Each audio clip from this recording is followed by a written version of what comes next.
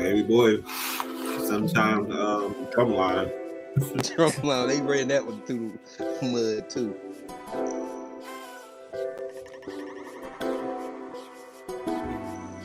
One band. Let's see.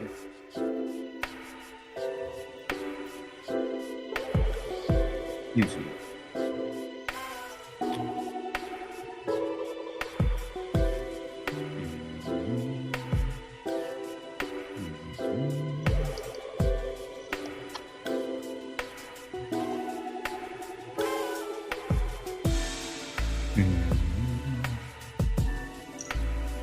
All right, let me sound.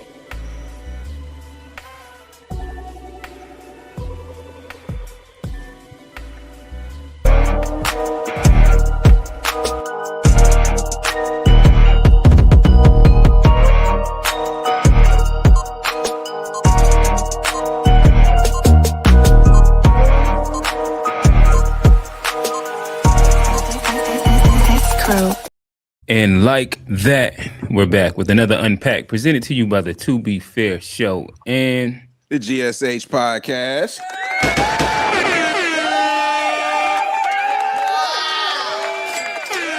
doesn't matter how you feel. all right.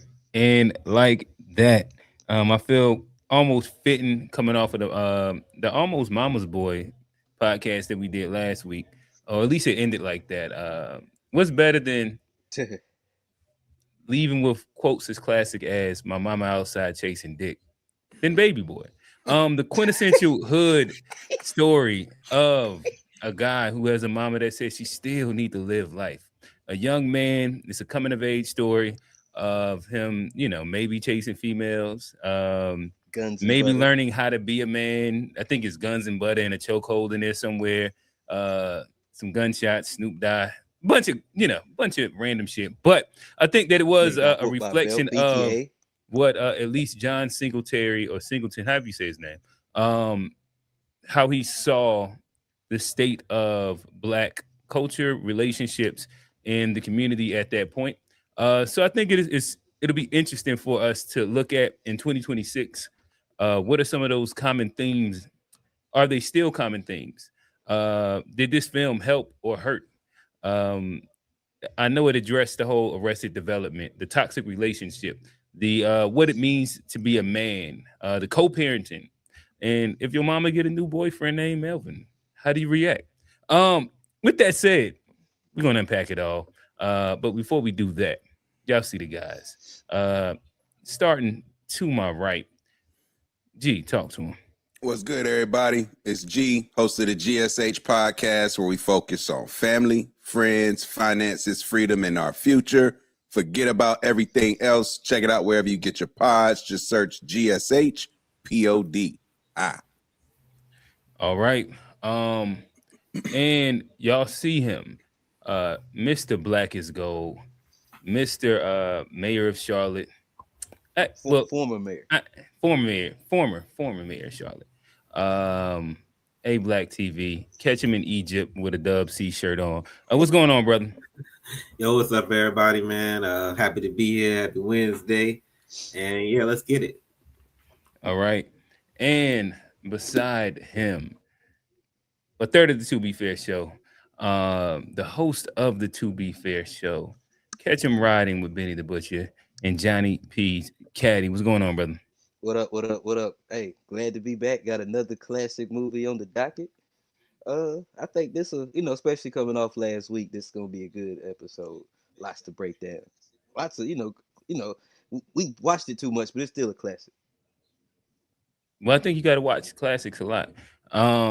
So with that said, this is a classic, if not a revered classic, a cultural classic, a hood classic, a BET classic. Fellas, what is some of your favorite moments from the movie? Talk to me, Baby Boy. Oh, it's a lot of them. I like when they whoop them boys, that BTA. You got heart. He took the belt off of that one. That's really the one that stick out of the what was the girl name? The bad joint. He walked out on it. He turned that down. That was one of my favorites. Uh, Okay, okay. Guns and Butter. I think that you were speaking about this, right? Yeah. Yeah, this the one right here. I love how the guy at the end had heart, so he whooped him with the belt. Um, G, talk to us. What are some of your favorite moments from the movie? I think for me, that scene is one of my favorites, honestly. So Johnny beat me to it, but just for sake of show getting started here, I'll say hot take. Okay. This movie set the stage for our generation and like toxic relationships and like this idea like bitches loving makeup sex. Like this really set the stage for our generation for like for fucking after arguments and shit. I think that's one of the things that is culturally impactful about the movie, but we'll get into it later. That's one of the other scenes that stand out to me. I think it's pretty infamous. Okay. I guess that can partially be exemplified by. I'll play this right here.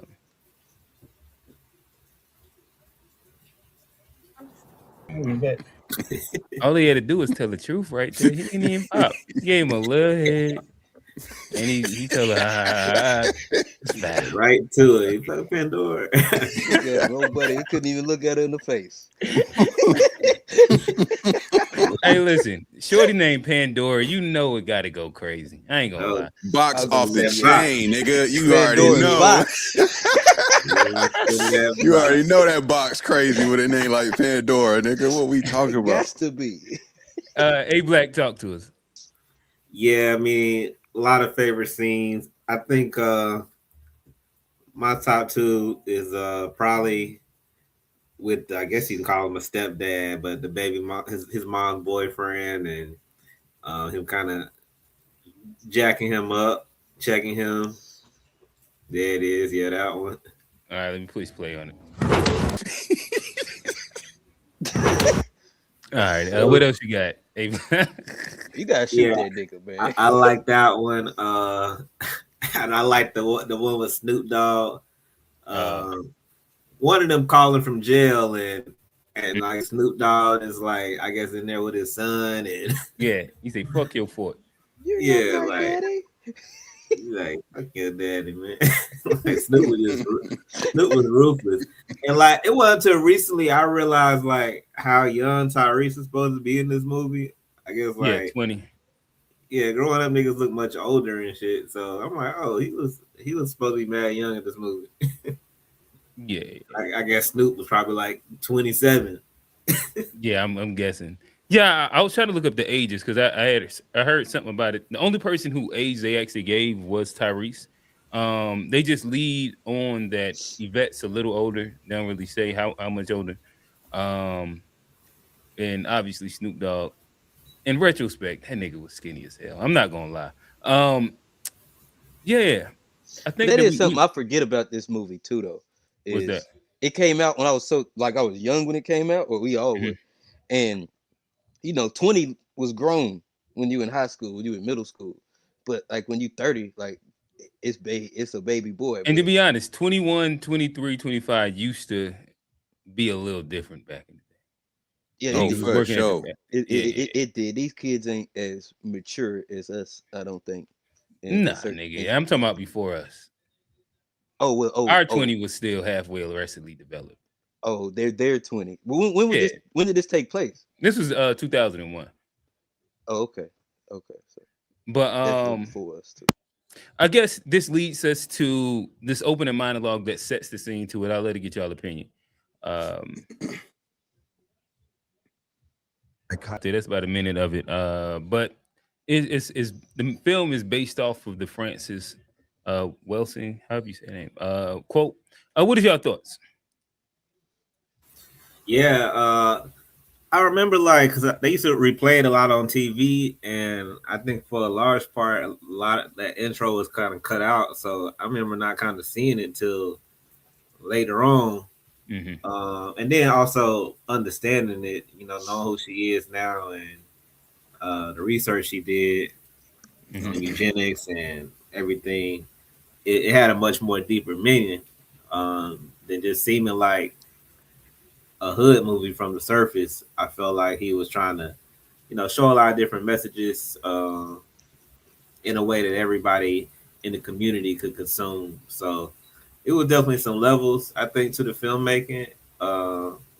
But to use her and her theory, I thought that was pretty dope because I didn't really recognize that till later on after seeing the movie a dozen times. Then I saw the intro. I'm like, oh, that's been there the whole time because the TV version cuts it off. Mm. Okay. Fellas, or I guess that's not a black, Johnny G. A black man groomed, socialized to be arrestedly developed and never grow past the baby boy stage. I don't know, cause that's one thing I've always like kind of had an issue with the movie is like I don't feel like that speaks for I don't feel like it speaks for all black men. I do I believe don't there think it's are, supposed to speak for all black men. but like I don't think it's. I think a lot of like men grow past it. I think that's a stage in people's lives that we have sometime. Or but like I think especially like being grown, having a dad. Like there's things I've seen where I've always had like father figures and like people in my Do you life. think most black men have two parent households? I think the stats would say no, but like that wasn't my reality. Like I mean, a lot of my friends and where I grew up with that they did have this. So I'm just talking about from my perspective. I'm not Okay, so like, you have resentment for it because it well, to illustrated me, that. I didn't think it necessarily spoken. I thought it was an unfair kind of assessment and just kind of just like a negative assessment of the black man. But I thought it Maybe was kind of using it like it was taking her theory, but using it for that community in Cali, that game culture, and kind of like applying it there versus like every black man's experience. I think it was more so focused on the pattern of like not having father figures, not having fathers in the home, and how this mentality of not reaching your full potential is permeated in communities where you lack opportunity, you lack resources, you dealing with gang violence, drug epidemics, and things like that. You know, you don't see a lot of examples of a fully achieved man. So I think that's what the theory is based on. I think, yeah, like I do agree. Like it does represent a segment of black culture in America that's like undeniable, and it reaches beyond, say, California, because like you said, if you just go to any impoverished area where it's typically ran by what we would call gangs or illegal activities or whatever the case, you see a lot of senseless violence, and honestly, you see a lot of just like she said, it's like a younger mindset. It's like a not afraid to die young, like nothing to live for, not like they really live like on some like, nah, we'll die about that. You know what I'm saying? And I think that sort of mentality is like a immature mindset in my personal opinion. I don't think most mature individuals would say that these little incidents are worth dying over when you have so much to live for. And so I do think the movie does kind of highlight like a reality for a lot of folks in the community. And to that point is it really depends on like your environment, and unfortunately that is a common environment for a lot of folks that look like us on this panel. Gotcha. And I Buy guess in. I'll say I think it glorified some of that too much. And that's where I think the resentment was. I think it glorified that lifestyle just a little too much. What Like would be the what part part? that you about to say? Well, even just to like, it's hard for me to put the glory like, but it's just like I feel like it wasn't enough. And this may just be a criticism on Jody in particular, but I just feel like it wasn't enough hustle. I feel like he used like the environment as too much of a But crutch. Like, Jody did get out there and start slinging dresses. yeah, I ain't rock with that hustle. That might be it. I like mean, Why not? Jody had two That's a kids. hustle though. Yeah, I'm saying Stan, like he sat and gave the whole like I thought that y'all would have appreciated it. G and Johnny, the capitalist, he said The world is built off commerce, I and like its that. buyers and its sellers. I don't And got at no that problem with moment, his hustle. yeah, and at that moment, he said, "I'm going to become a seller," because the rich niggas become sellers, and that's when he started becoming. You know, he sat down. I think he sat down with his mom, and he decided what he was going to sell. And he said, "Well, because I'm a womanizer, I can sell women's clothes." And then he did it. Yeah, I just at that part, it just because like even the way he went about it, like I ain't necessarily like care for that part of it, and I just felt like he could have, they ain't talking about like there's a lot of things I felt like it that I would have did that he didn't do, and I just felt like to At that me, moment, what would you have done? You'd have went and like worked at McDonald's or something. I try to get in community college or something like that. Like I feel like there's other options that they don't explore in that movie. How are you getting? You don't get money at community college. You go in debt. I just look, I just felt like there's too You much gotta like pay for community glorification. college. Right. You don't got no money. All right. So I guess that leads to X. In today, is being arrestedly developed. Is that still a prevalent theme inside the Black community? That is a part of the basis of this story. There's a couple of themes that run through it, but that is one of them. The idea of growing up too late. There's a lot of mention of baby boy. You're still a baby boy. You're not a baby boy. It's time for you to grow up, be a man. Jody always posits that I am a man. Um, yeah, what do y'all think? Is that still something that especially 30 and under struggles with? 35 and under. Let's go 35 and under. Yeah, I Yeah, think I it's big mean, with men for sure. I think it's big with both of us. I mean, it's just a cultural thing to want to project more than what you are, to be grown, to be the adult. The girls quick to be grown, the men quick to be, we men. I'm real. I'm out here by myself. It's always this projection of independence, and I'm beyond my years, and that's what kind of get a lot of us in trouble. While mentality wise, still be young in a lot of ways, but the actions that they're taking, sometimes they're not realizing the consequences behind them. It's just Yeah, I'm doing the trying to grown get. action of having sex, but not mature enough for the consequences. I.e., Yeah, like movie opens up with them at the abortion clinic. robbing somebody, and now you crying in court Some because might say that's the responsible thing to do. now you crying in court like, oh shit, these crimes is real. I just saw a young girl get like 17 years Sheesh. from a fight. She Like killed somebody? I think so. I Damn. think so. The girl died later on, but it That's what I wasn't. mean, man. It's a unfortunate it's an unfortunate mindset that is too prevalent. And we talked about this episodes ago, like about like this idea. We all pretty much all heard it. Somebody hit you, hit them back, and the next thing you know, somebody done hit their head on the cement, bleeding out. Something crazy that happened off of a fight that really didn't really have like a reason to fight to begin with. Like it didn't necessarily have to get physical, but it's just a the thing about what was the Well, we were talking about arrested development. arrested development, like being stuck with that mindset is definitely prevalent in the community. But I will say I do think young men mature slower than the ladies from a mental perspective as it relates to some of these things. I think for men, there is a bit of a lag in terms of when that switch flips to where if it flips.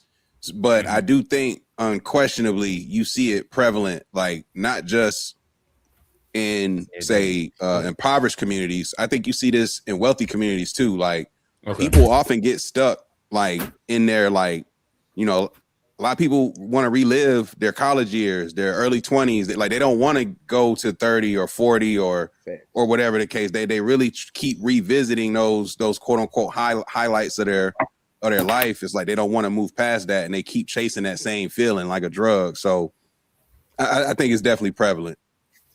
I think now I do think arrested development, especially with like how technology has gone since '01. I think it's just more prevalent in general for society. But I think particularly in the black society, I think they they try to arrest the black man's development, but I think for black women, I think they almost it's like the opposite.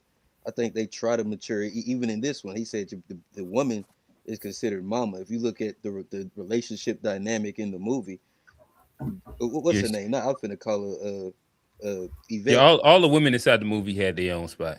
but they're super like mature compared to the men in the in the movies, and I think that's something we see in our communities a lot. I think I think that's even a thing where they talk about how black women are, they make them more mature before they're ready to be. I think that's something that you see pushed on black women a lot, and like the opposite for black men. And I think it's designed to create that divide in our community where the women are more mature and the men are immature. Um, and that's something you see, a lot with relationship dynamics. Even some of the conversations we have is kind of based on those same dynamics. That's all I got. Got you. My bad.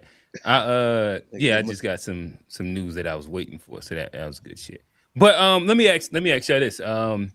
What are signs that a man is arrestedly developed today? anger What are some of the issues. signs, some of the markers? Is it like sometimes guys be like they still walking around everywhere they go with them fraternity letters, they arrestedly developed. They stuck in college. I think Um you should quick to crash out. quick to Like crash out. All right. like some people just What be up, Riz?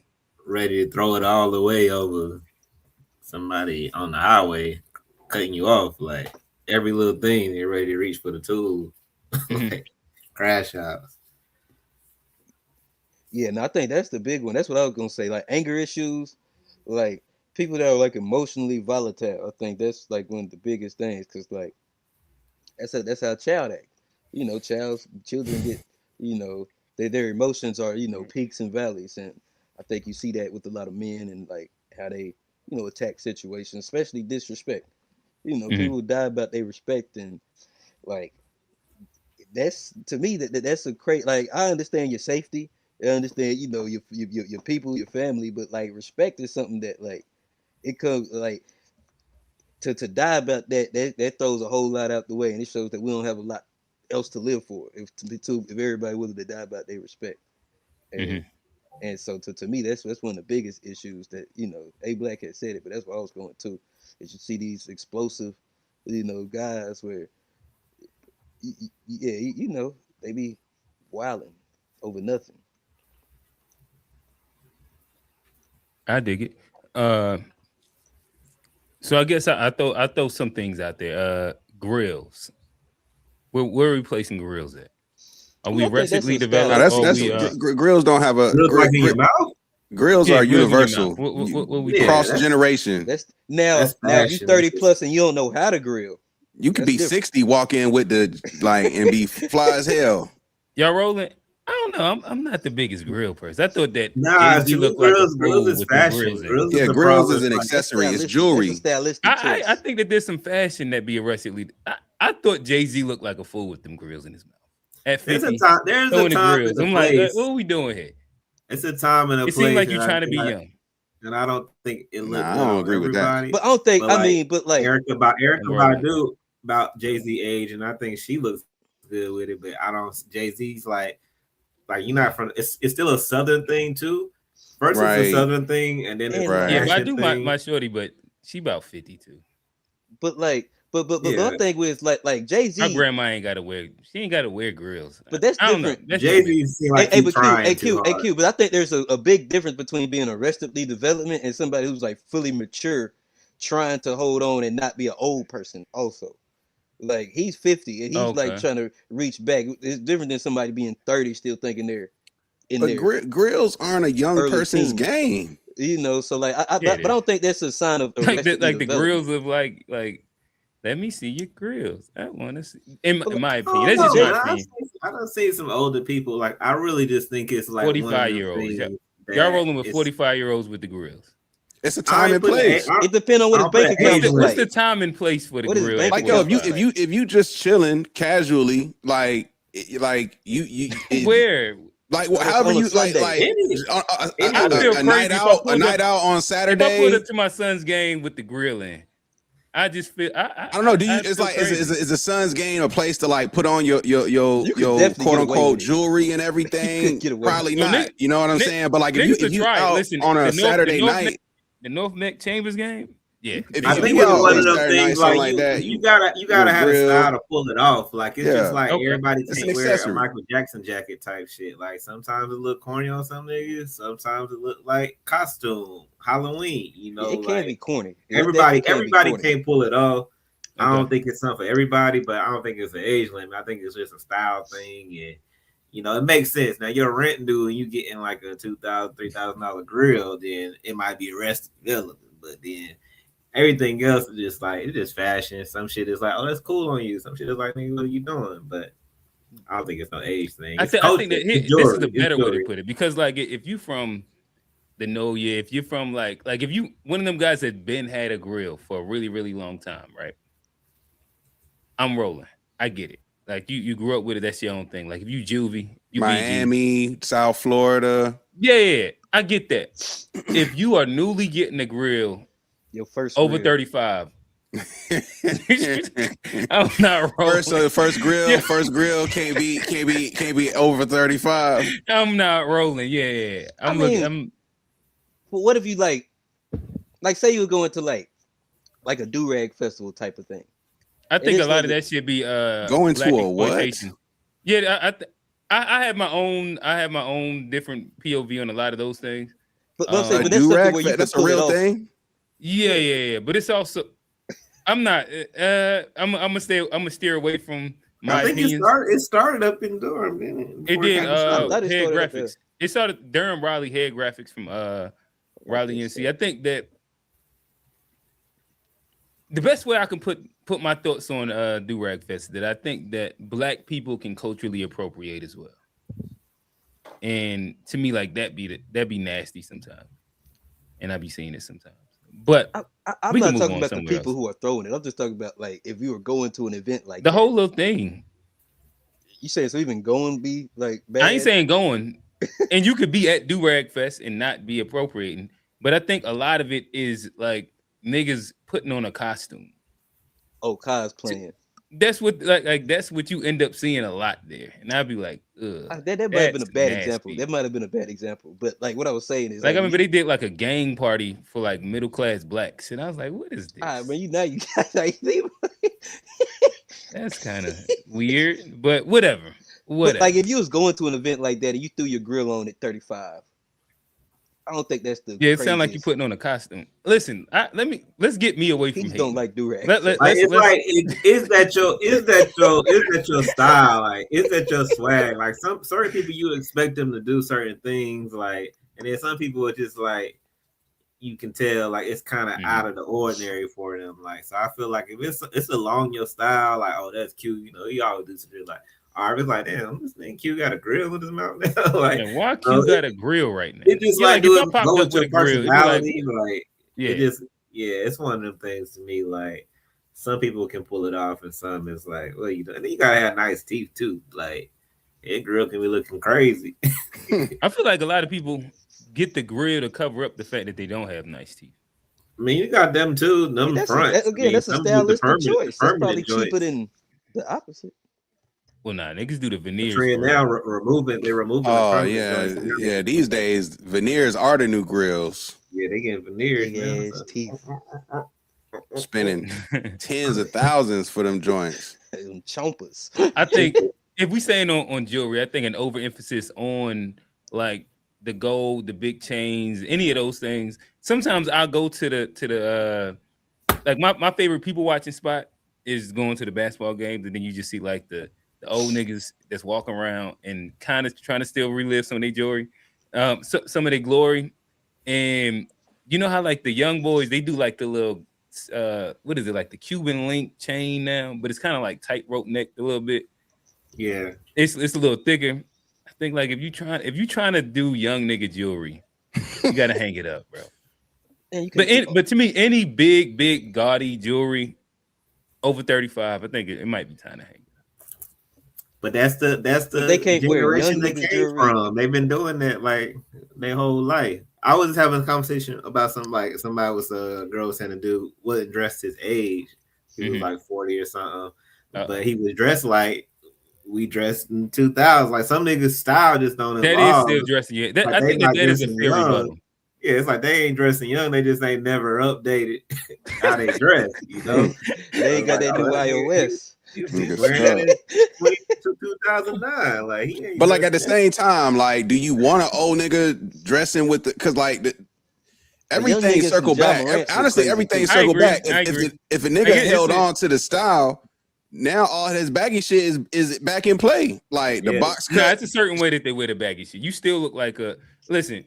Me and Johnny was having a conversation about hood and ghetto not earlier, but one of these other days where I be having like parents in here, and it be some of them. You be like, yeah, Oh, I know the difference. he's stuck What's in a the very difference? specific time, a very specific place, City and trends. whole fit look like straight from City Trends. It be skinny as hell, shirts baggy as hell, hat going over their ears. Flat brim. Like, yeah, it just be. I love people watching. I get to do it all day. I'll Flat leave it at brim's that. a hood ass shit. Anything else that you think are signs of a person being arrestingly developed that's not dealing with clothing? So one sign is niggas who don't graduate from buying small amounts at a time. Like Small amounts. you shouldn't be A getting weed? Is that what you're talking about? just stuff that Oh, you oh, oh. enjoy. Just stuff you Put the enjoy, 10 on, period. 15 on in the You, gas tank. yeah, yo, you should not just Small be amount. getting Oh, damn it. 20 here, 20 there, 20 here. Be a full Every addict. 3-4 days out the week. Just go ahead and get you 70 and just spend it up front. You're gonna save you some time and gas. And you gonna save the money. No, just Also, if you drinking No. Paul Masson, Yeah, over yeah. 35, arrestedly developed for sure. Or under a certain income limit. Both. It's way better shit you can get on the low for that's better than Paul Masson. Like we can do Wild Turkey 101 at the worst. Little Jack. Still bad. Little Jack, yeah, Jack. Like at least the Jack. Come on, Jack man. is like Pause. Jack is like that's like the white people like standard. They sing about Jack Daniels and shit. So Yeah, like, Jack is like Budweiser for whites. Yeah, like it's like just all American, readily available. National standard. Oh, yeah. Stop buying small amounts, man. Do yourself get some quantity. No small amounts. Anything else that signals arrestedly developed? Nah. All right. So then I'll toss it to the next part. What does it mean to be grown? What does it mean to be a man? Again, a major theme of it that it goes along with this. Oh, and my bad. I do got a couple things that I think probably still landing it inside like the arrestedly developed. I think that chasing box habitually, I think that is something when you're over like 30, 35, I think that you're arrestedly developed. But like let me ask that question because like I'm not been single over the age of 35, but I would still be trying to get box. Like, so what makes the pursuit of box immature? Because you're gonna want to get some box. Yeah, it's just conditioning at the end of the day. And the longer you do it, the longer you freaked out and go keep doing it. You condition. Yeah, see, I guess my opinion would be that after a certain age, I think that is age appropriate to start looking for partners. Like if you're trying to have 3-4 on your roster at like 40, I think that it's so much better things that you could be doing with your time. Yeah, I don't know about that, Q. That's doing it. I know niggas they want a wife, but they still just doing like that chasing. So you telling me if you over 35, you should date monogamously? I think you should be more I, intention. If that's your intention, I don't think that you should be a player. That's the gotta be easiest way. more intentional. I think that Shouldn't be over a lying to certain hoes at age, 35. there should be some level of intention of dating. Like Like we shouldn't still be like doing if like the somebody little long kid term or games of not. like having 3 girls that don't know about each other and line them all. It's just kind of like leave that in your 20s. That's my opinion. But it's not arrested development to date multiple women if you're single over the age of 35. What is the purpose of you doing it? To me, like that would be the thing. Are Because you talking about in my head, you when you not married, you single. So like if we're dating and we're not committed, like how as you're figuring something out with one, aren't you also trying to figure something out with some others too? Like you gonna put all your eggs in one basket off the rip. G. Like yeah, I think that it becomes a time where you understand, like you start with a group and then you single down. Yeah, to me, the idea of intentionally keeping a large roster, as we did when we was in our 20s, when we was in college, when to me under 30, it was I'm intentionally keeping a roster so that I can choose and almost do the Jody thing, right? When one's acting up, I'm gonna go to the next one, then I'm gonna go to the next one, then I'm gonna go to the next one. Yeah, to me, I think that's okay. Yeah, something that you should be doing when you're over 30. I'm not talking about that. If we're talking about, I was in a 10-year relationship. I became single. I start out by dating multiple people to see what I like, or even if I play the field for a little bit, after being in a relationship for a while, in which, I mean, you naturally would be arrested developed because you haven't been able to do anything for 10 years. I don't think that that's the same thing. I don't know if I agree you naturally arrestedly develop if you've been in a relationship for 10 years. Because I think that if you got in a relationship at 21, you became single at 31, I don't recommend you to just jump into the field and just wife the first one because you don't have the experience of even knowing what the field really looks like now. Like you don't know what this new version of dating and people and the new games and but does that make you arrestedly?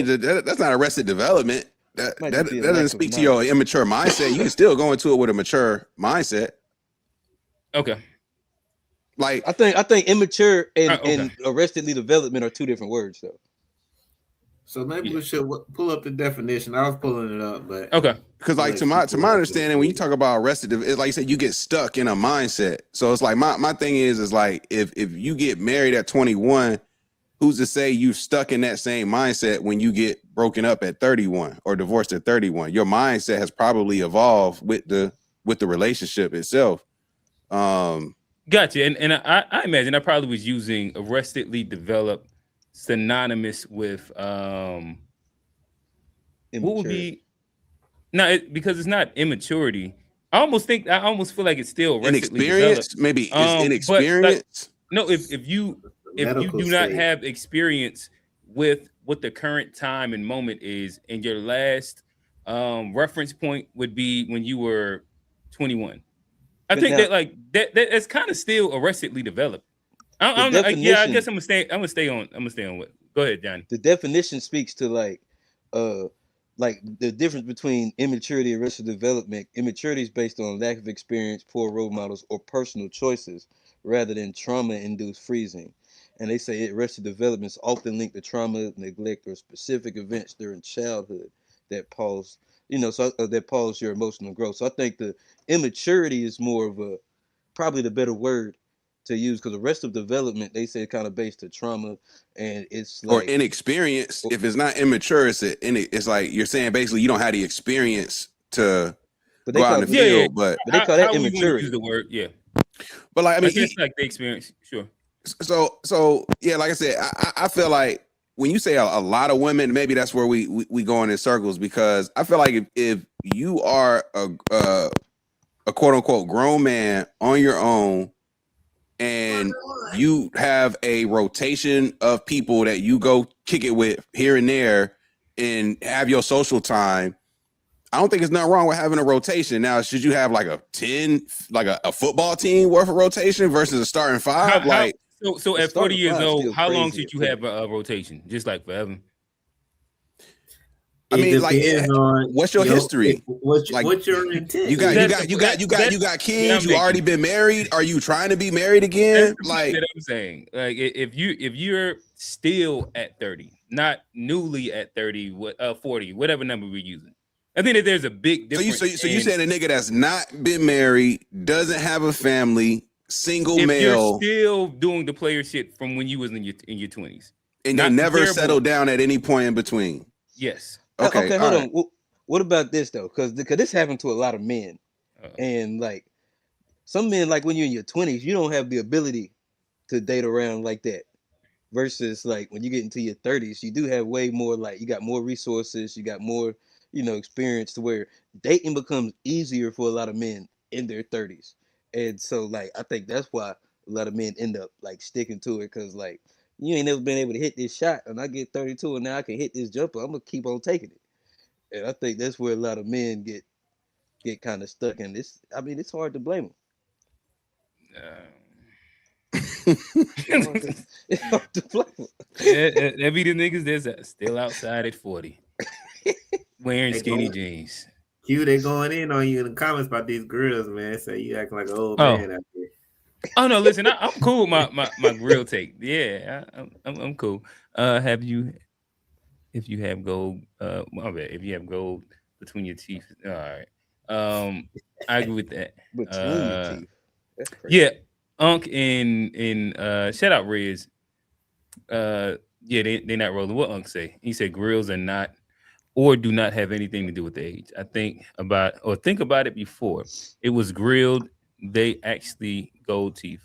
It was grilled, they were actually gold teeth. People had actual gold teeth that Right. could not come That out was their mouth. old people first. When you Oh yeah, Right. yeah. Now listen, it's some like older aunties that got like that one gold Oh, tooth you know here it. and one right here. That was its own thing. What I'm talking about is the newer Kids version with them of silver teeth is grills bad as hell. where you got the diamonds in them. Like it's designed What if it's just solid and gold? What if it's just a solid gold joint on the fronts? damn, I wish I had my shit right now popping in. okay. I'm over here hating on A Black. Like I God said, damn. Nah, I'm I not lost. mad at like some solid gold joints on the But front. I'm not but mad at that. A Black, talk to me. Did you have your grill before 35? I'm gonna get my shit when I turn 50. 50. Yeah, but I was Real in Gen Wait, Z my no, shit. 40. 30s though. I think maybe Your first like grill was in your 30s? yeah, I would say. Well, I had two, so I had one in my 20s, and got a second, a little bit more money in Yeah, my see, like 30s. that's I that's got that's one, all I'm saying right there. but mine was simple, and then I lost it in the TSA line Hmm.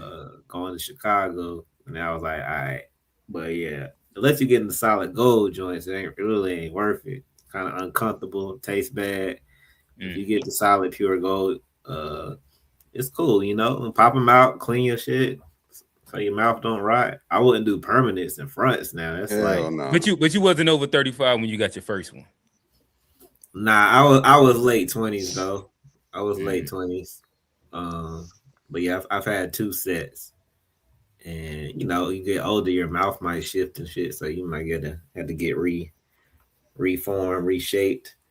But yeah, for me, I mean, it just like always been like a southern thing, fashion thing. Of course, when I was a kid, my parents wouldn't let me get that shit, but Hmm. it was niggas that I went to West Charlotte, so Oh yeah, after nah, school, it was. Yeah, we everybody grew had up in the grills. era. Everybody had grills around that time. I Niggas remember had putting aluminum foil grills. inside my shit just to The pretend aluminum like I foil had a grill grills back in the go day. crazy. The I seen a foil Oh, nigga gets get goddamn! knocked out and wild. somebody They had, stole But they it to had me, and after real. I got a certain put age, it I in. said, you know what? But I'm like that with a lot of things. I don't wear Jordans to this day because we couldn't afford them, and I didn't want to feel like I was chasing like some shit that I couldn't have. And I just decided, I'll be all right. I'll buy all these other shit. I buy my son Jordans all the time. Oh, so I But seen you in some Jordans not too no, long you ago. seen me in my son Jordan one time. And it's only one time. And I think the one time I wore them, you and Jeremy both was like, that don't seem regular. But it's because like I'm just a person that I don't really I don't try and relive the things that I couldn't do. Usually I'm just motivated to like adjust a different way. Yeah, I I got should have plenty of took a picture Jordans then. I ain't too. know. I should have took a Um, picture. But you had Jordans in high school. yeah, I had Jordans That's elementary. and that's my Like, that's I the only couldn't get point them in that I'm making. elementary. I couldn't get them until I got my first job. I had to pay for them things. You know what I'm saying? But high school though, I didn't get Yeah, and everyone, that's but I was pretty much guaranteed the Christmas fair or birthdays. My birthday was let me in find out. A Black had December. a driveway. But my In a my nah, but garage. my parents they wouldn't do. Some niggas like parents is out 6 a.m. for them and shit getting stuff on the two. oh Cause yeah, Jordan used to do the Tuesday drops like the real yeah, sneakerheads. Like they used to drop during the week, and yeah. you had to be But we know we grew up all in the era where niggas was actually having to wait for them shits. But Like, that's what six he's talking seven about. yeah, a.m. You get had to there get up. early. Yeah, But for I'm saying sure. people would send their parents, and I'm like, my parents Mhm. wasn't Now my doing parents that would shit. never. They're My like, mom wouldn't I'm even about to pay get them for. shit. They're like, my No, she mom had a had to shut the certain mall limit. down. No Like, sneakers damn. over a certain amount of money every time. Yeah, it was like if they Yeah, ain't that, sell that was out, close to what we was at. I had yeah, to go. Hey man, I had to take that walk through Payless aisles with my head down. You know what I'm saying? I just sit here looking Not in like, high man, I school. You don't wasn't want doing. these I feel like motherfuckers, in man. high school we was at like the under like a Nah, hundred by or high maybe it school was I like wasn't at 90 something like Payless. that.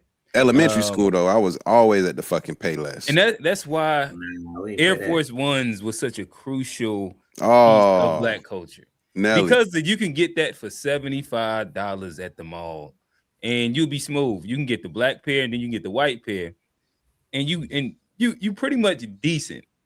If your people didn't have money, you couldn't get the Jordans, any of those. As long as you could rotate in a clean pair of white, a decent pair of blacks, you was gonna be I like ain't you never would get just no pass black through. forces though.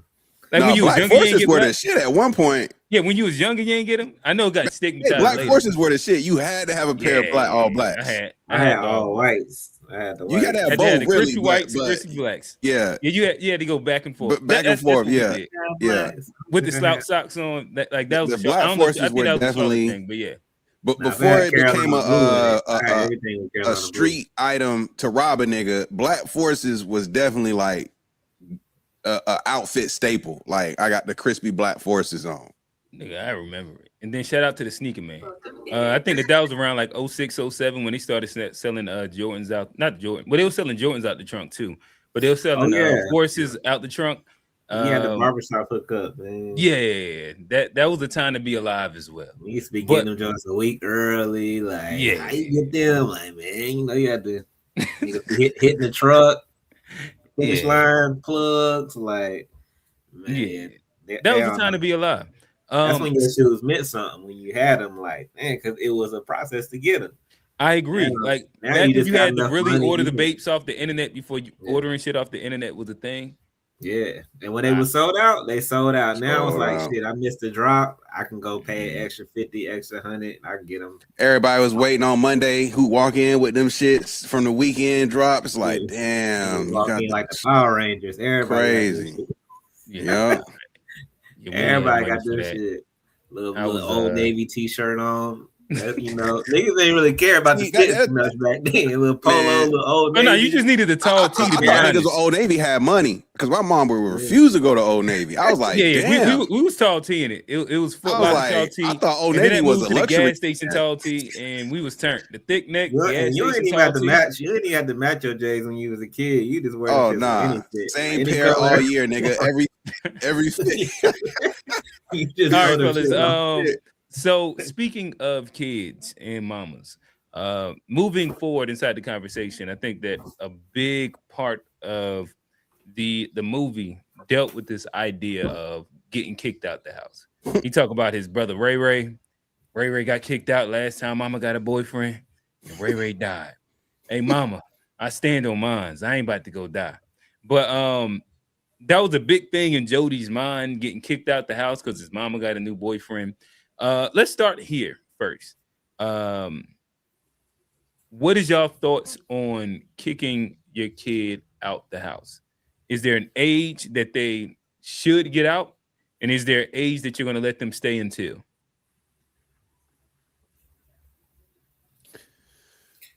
I'm just like, I'm not a fan of, I guess, age limits and stuff, like, because people develop so differently.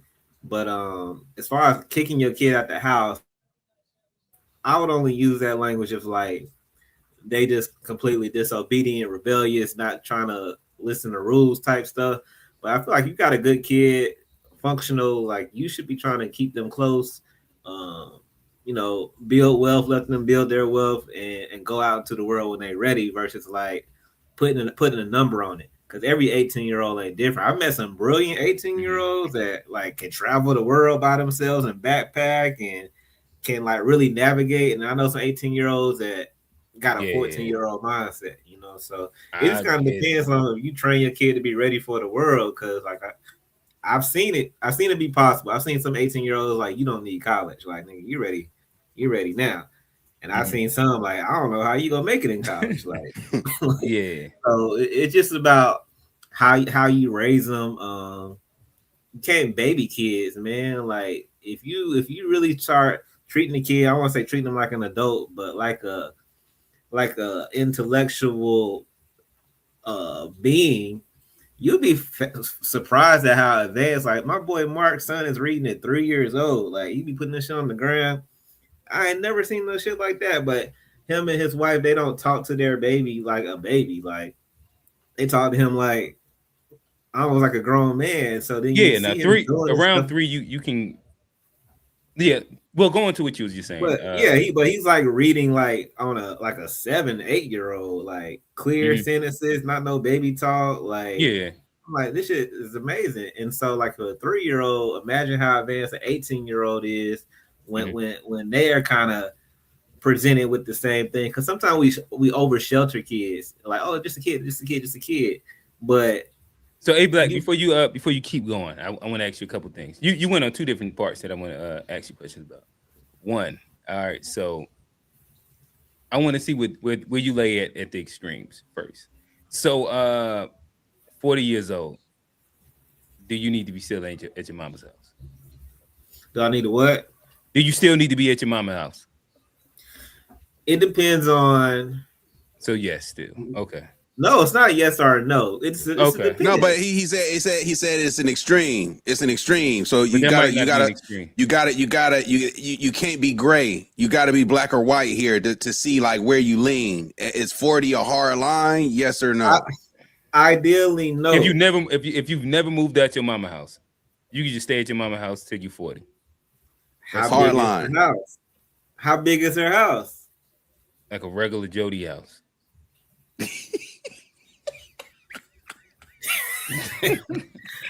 If I'm being real, I'm gonna say no, but it is nuance. It is nuance. So at 35, you could bring Shorty back to the Jody house.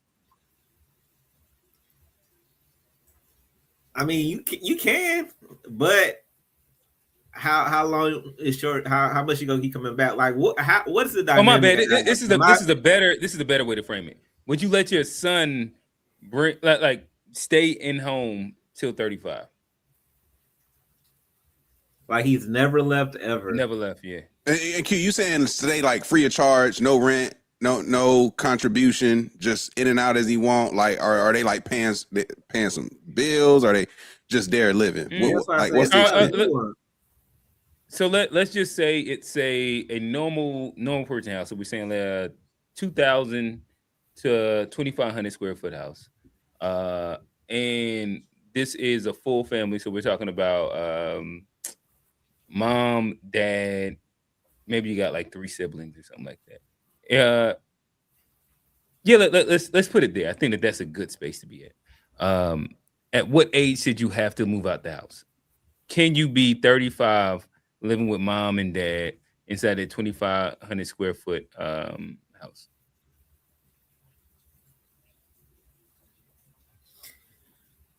Me personally, ideally, I'm gonna say no because I just like my space and the move how I move, and I know I can't do that fully. Would you let Living your with my hypothetical mom, son do that? no. Okay. Like 35, no. Like 35, and yeah. like I say, if he He's like 35. just He at the crib. He he might ain't paying pay no some bills. bills, Let's say if he he can't, going a third on the rent. He doing a third on the rent and paying one of them like the light bill or something like that. it really just depends on how you carrying yourself in the house. Like, is he walking through the house Gotta pay the whole rent if he really How smoking did want to that? live like a But man. like smoking his how? blunts and shit? Yeah, And you that's the definitely thing you too, definitely G. can't be smoking like you definitely not going. I'm definitely not gonna be smelling something and I'm not getting a hit and you here in my house like Burning that. it down. No. It is like it's like if I had a son that old We gonna live staying on the with farm. me, my issue would come down to the fact that like I'm old school in that I was raised in that like if you don't pay, you don't say. It's that simple. But what if So they pay? Can they say? I that's don't want you to pay because I don't want you to say. so that's the dynamic. So here's the thank you. If you 35 and you staying Yeah, here, and that means you want to like date, bring bitches in, have your own little space, be a yeah, just grown be a man, do man. all this other shit, Yeah, like be a live man. like you like we roommates type shit. I'm Yeah. gonna make you pay all the rent, Oh, you got paid. So you the living whole with them thing, then? the You whole just living with thing. them then? If you want to stay here and live like you a grown man, you gotta pay the Yeah, whole rent. pay the whole And rent. but by the Then you can time do you what do you all of want. that, you might as well get your own place. Like, 'cause Exactly. see with me, I got 5 younger brothers. All of them had hit a patch in their life when they needed to come stay with me at one point. I think And that's different though.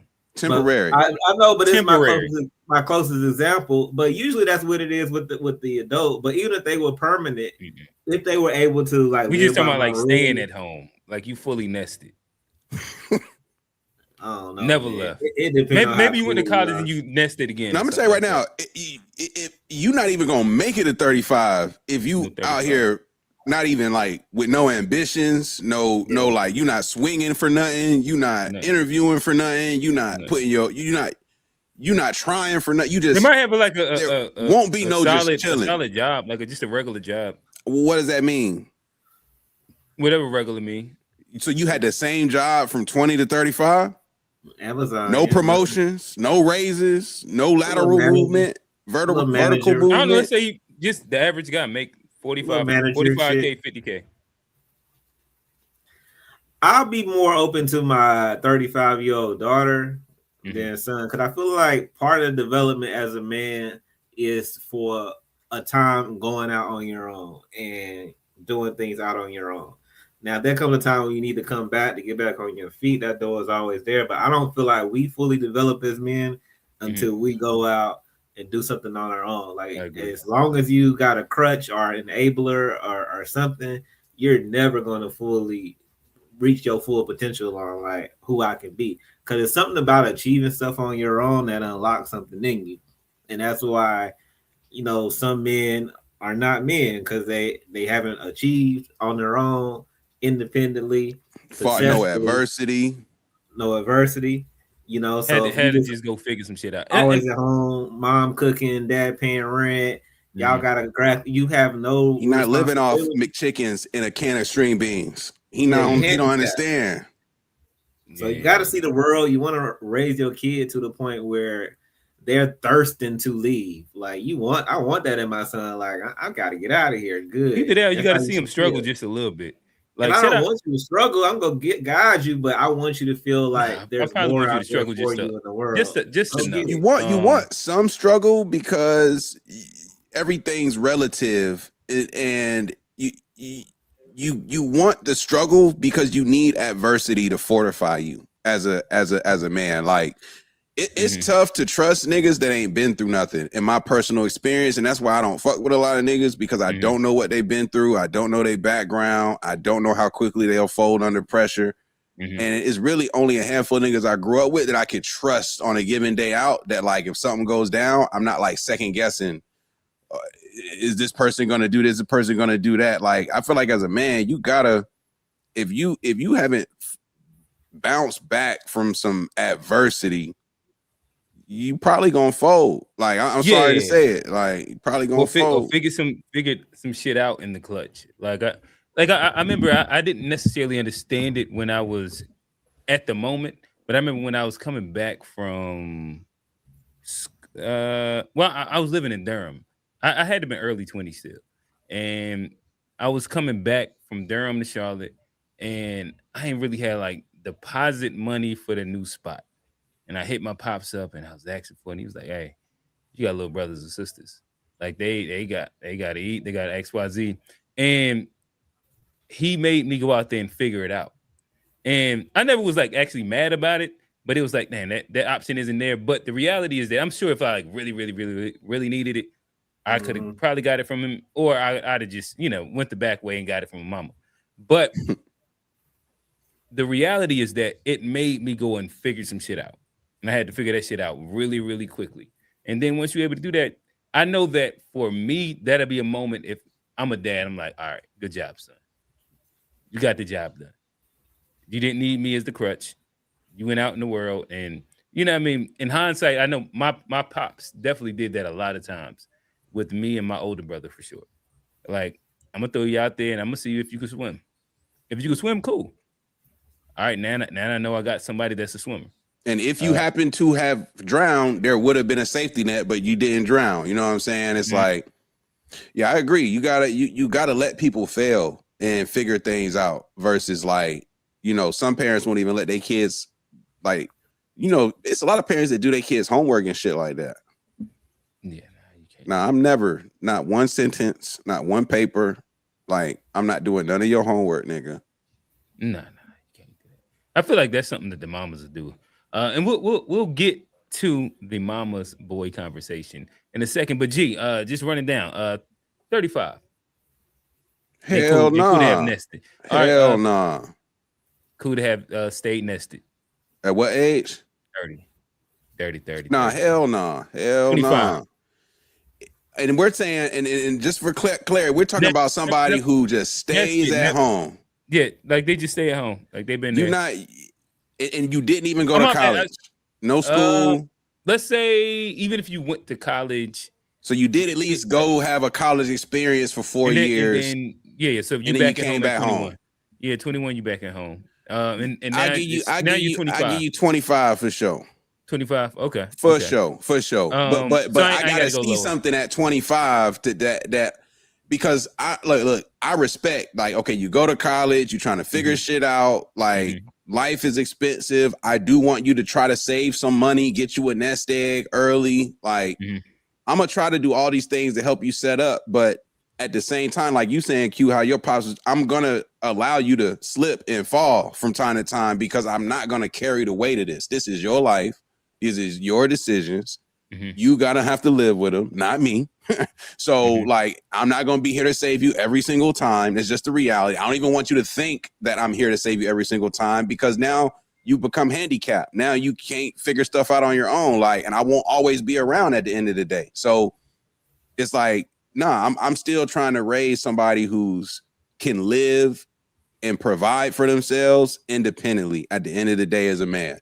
Because as a man, if you can't live on your own, I don't want to say you're not a man, but you're not an adult.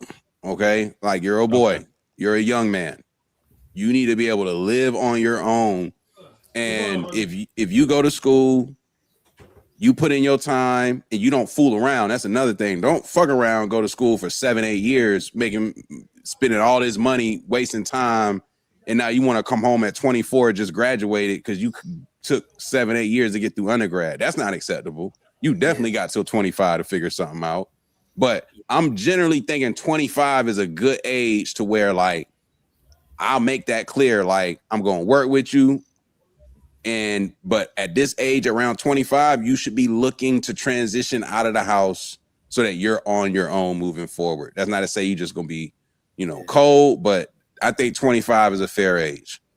My thing is, if you got a plan, I'll work with you. Like, I'm not gonna put like an exact number or a date on when you gotta go. If I know you got a plan, like, hey, pops, I'm working here, I'm saving this amount so I can purchase this land, I'll get this house, I'll do it, and you got a legit plan. I see you getting up every day going to do it. Cool. Like, I'm not gonna rush that because I know, like, that if my parents were still married and had their old house and I had the opportunity, I would have went back home 36, 37 and stacked up, no shame. But, when I was 22, that pressure to leave is not really coming from them, but I feel like just even society too, because it's like, you still stay with your mom, you don't got your own place. Like, even when you dating, the first question half the girls ask, well, you got your own place, you stay alone, you stay alone.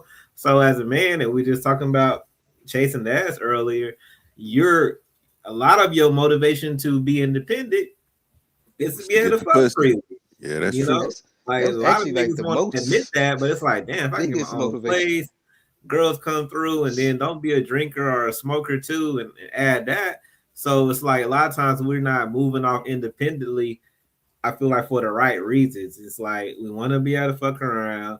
We don't want our parents waking us up to wash dishes, and you know that's the caveat of staying home. It's like you can stay here rent free and whatnot, but I'm gonna be on your ass. Like, so what's it going? How's it going with that job? How's it going with that plan? How much you got saved up? Oh, you don't want to tell me? You want me in your business? Peace out. And Exactly. most of us got that pride of like, nah, I'm grown. I'm grown. Even though we're in our parents' house, I'm grown. I'm grown. Why are you talking to me like that or asking me that? I'm gonna go get this apartment, university area for 900 a month, whatever, you know. And now I'm working hard, and we start putting ourselves in that cycle. Now we got to be working. Now we got to go to this job. We can't fuck around and quit Can't and save go money. to the crib. And you can't save money because now we paying rent.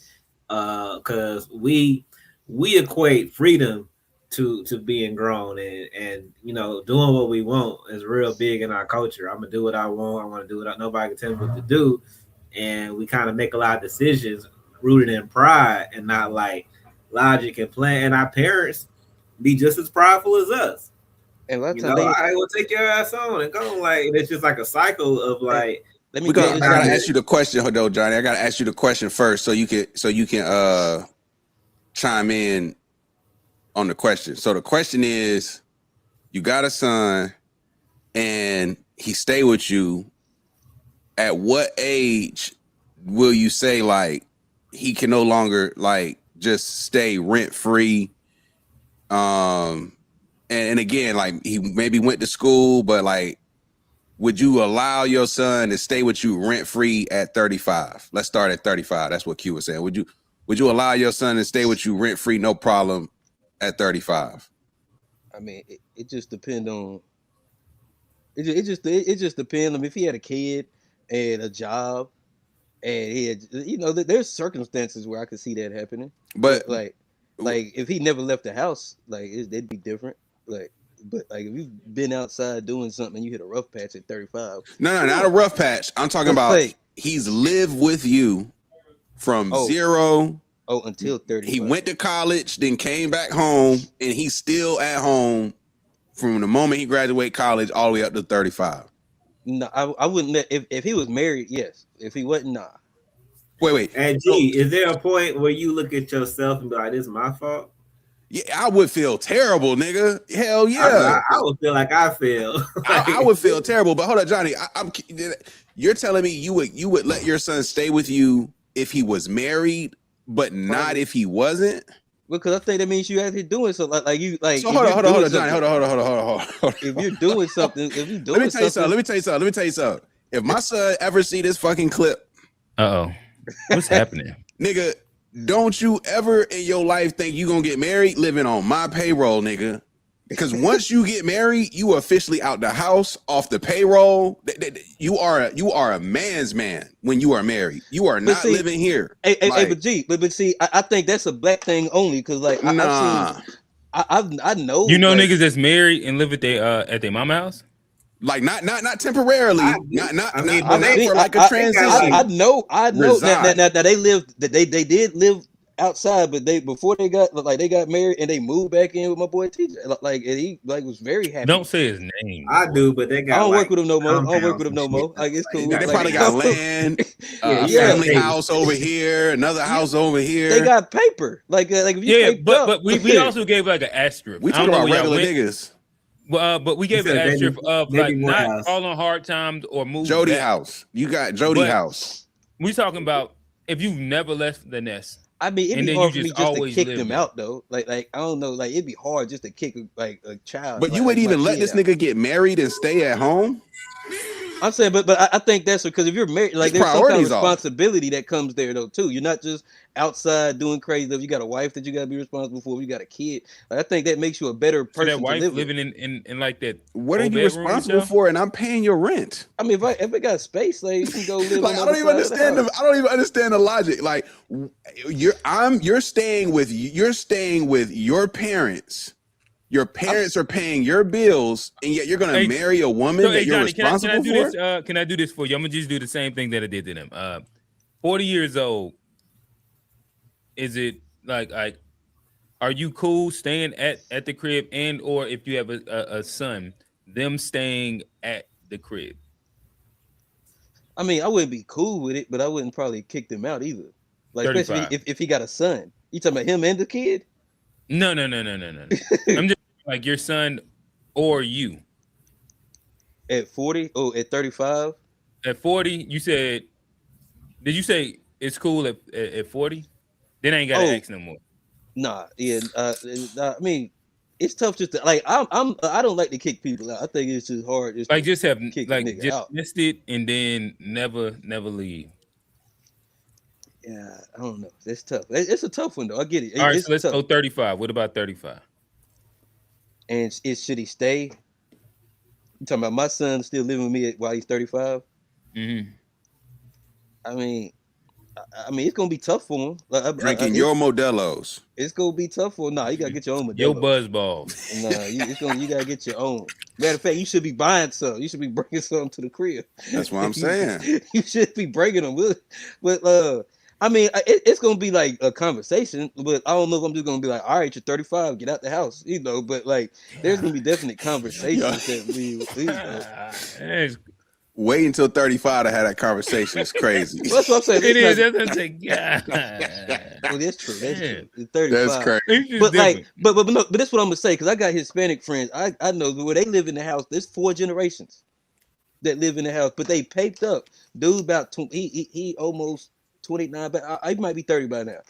He Okay. got a house that he rents out, but he prefers to live at the crib. And to me, they save a lot of money that way. And he had money to go out and But invest did he in a live? house. Did he live in that house at a point in time? Did he rent out? Nah, he never lived there. He never lived. So he always only lived at his people's house. Yeah. And he's married? He might be now. Like he was engaged. Mm. I This think is they even different. like yeah. Riz Had said it well. I think that he said you can't stay till 35, but if you fell off and return at 35, till you get back on your feet, then that's cool. I agree with that. But I'm saying, but you don't I see think how I like, think that at any age, to be honest. Yeah, But you any don't see- age. Yeah. but the Hispanic people like they keep a lot of their money in their community by like putting that pride aside. by putting that pride aside. That's why. Hey they man, had let money. it I don't know be what that even pride, let it means. be whatever. Ain't no way a married child of mine and their spouse is gonna be on my payroll. No way. At, No way. at 2,500 square foot. At I no think age. that's the. I think Nigga. if you got 9,000 square foot, let's go 5,000. 5,000 square foot. You got to pay for that compound over there, player. Like, nah. Oh yeah. Nah, I get it when they what did they say? Multi-family homes. Everybody contributed to the compound. Man. Yeah, Yeah. you're not just gonna be up in here rent free and you married. You're Oh, paying. is that one of the? Oh, aspects Shorty y'all got to put in work that? too. The wife's got to. Wife's got to bro, work. Q, I didn't- Q. No, In I get it. my honest opinion, when it comes to like child and adult, when you make an adult decision like get married, you're no longer on your parents' payroll. Right. That's you what I keep using- believe. I get it, but that's the easy answer right there. To me, I don't think that even if you're paying, you should really be paying for shit at your people's house. You should have your own, like you should be pushing to get your own shit, especially if you're married. That would be my opinion. Like payroll means that your parents are like funding everything. I don't care if you on or off the parents' payroll. At 35, 40, if you married, I don't see how that even makes sense. Yeah, I mean, it's like somebody mentioned in the comments, it's some Spanish shit, but it's really like cultural. Like when I was teaching in Korea, that's common in Korea. Like people stay with their families.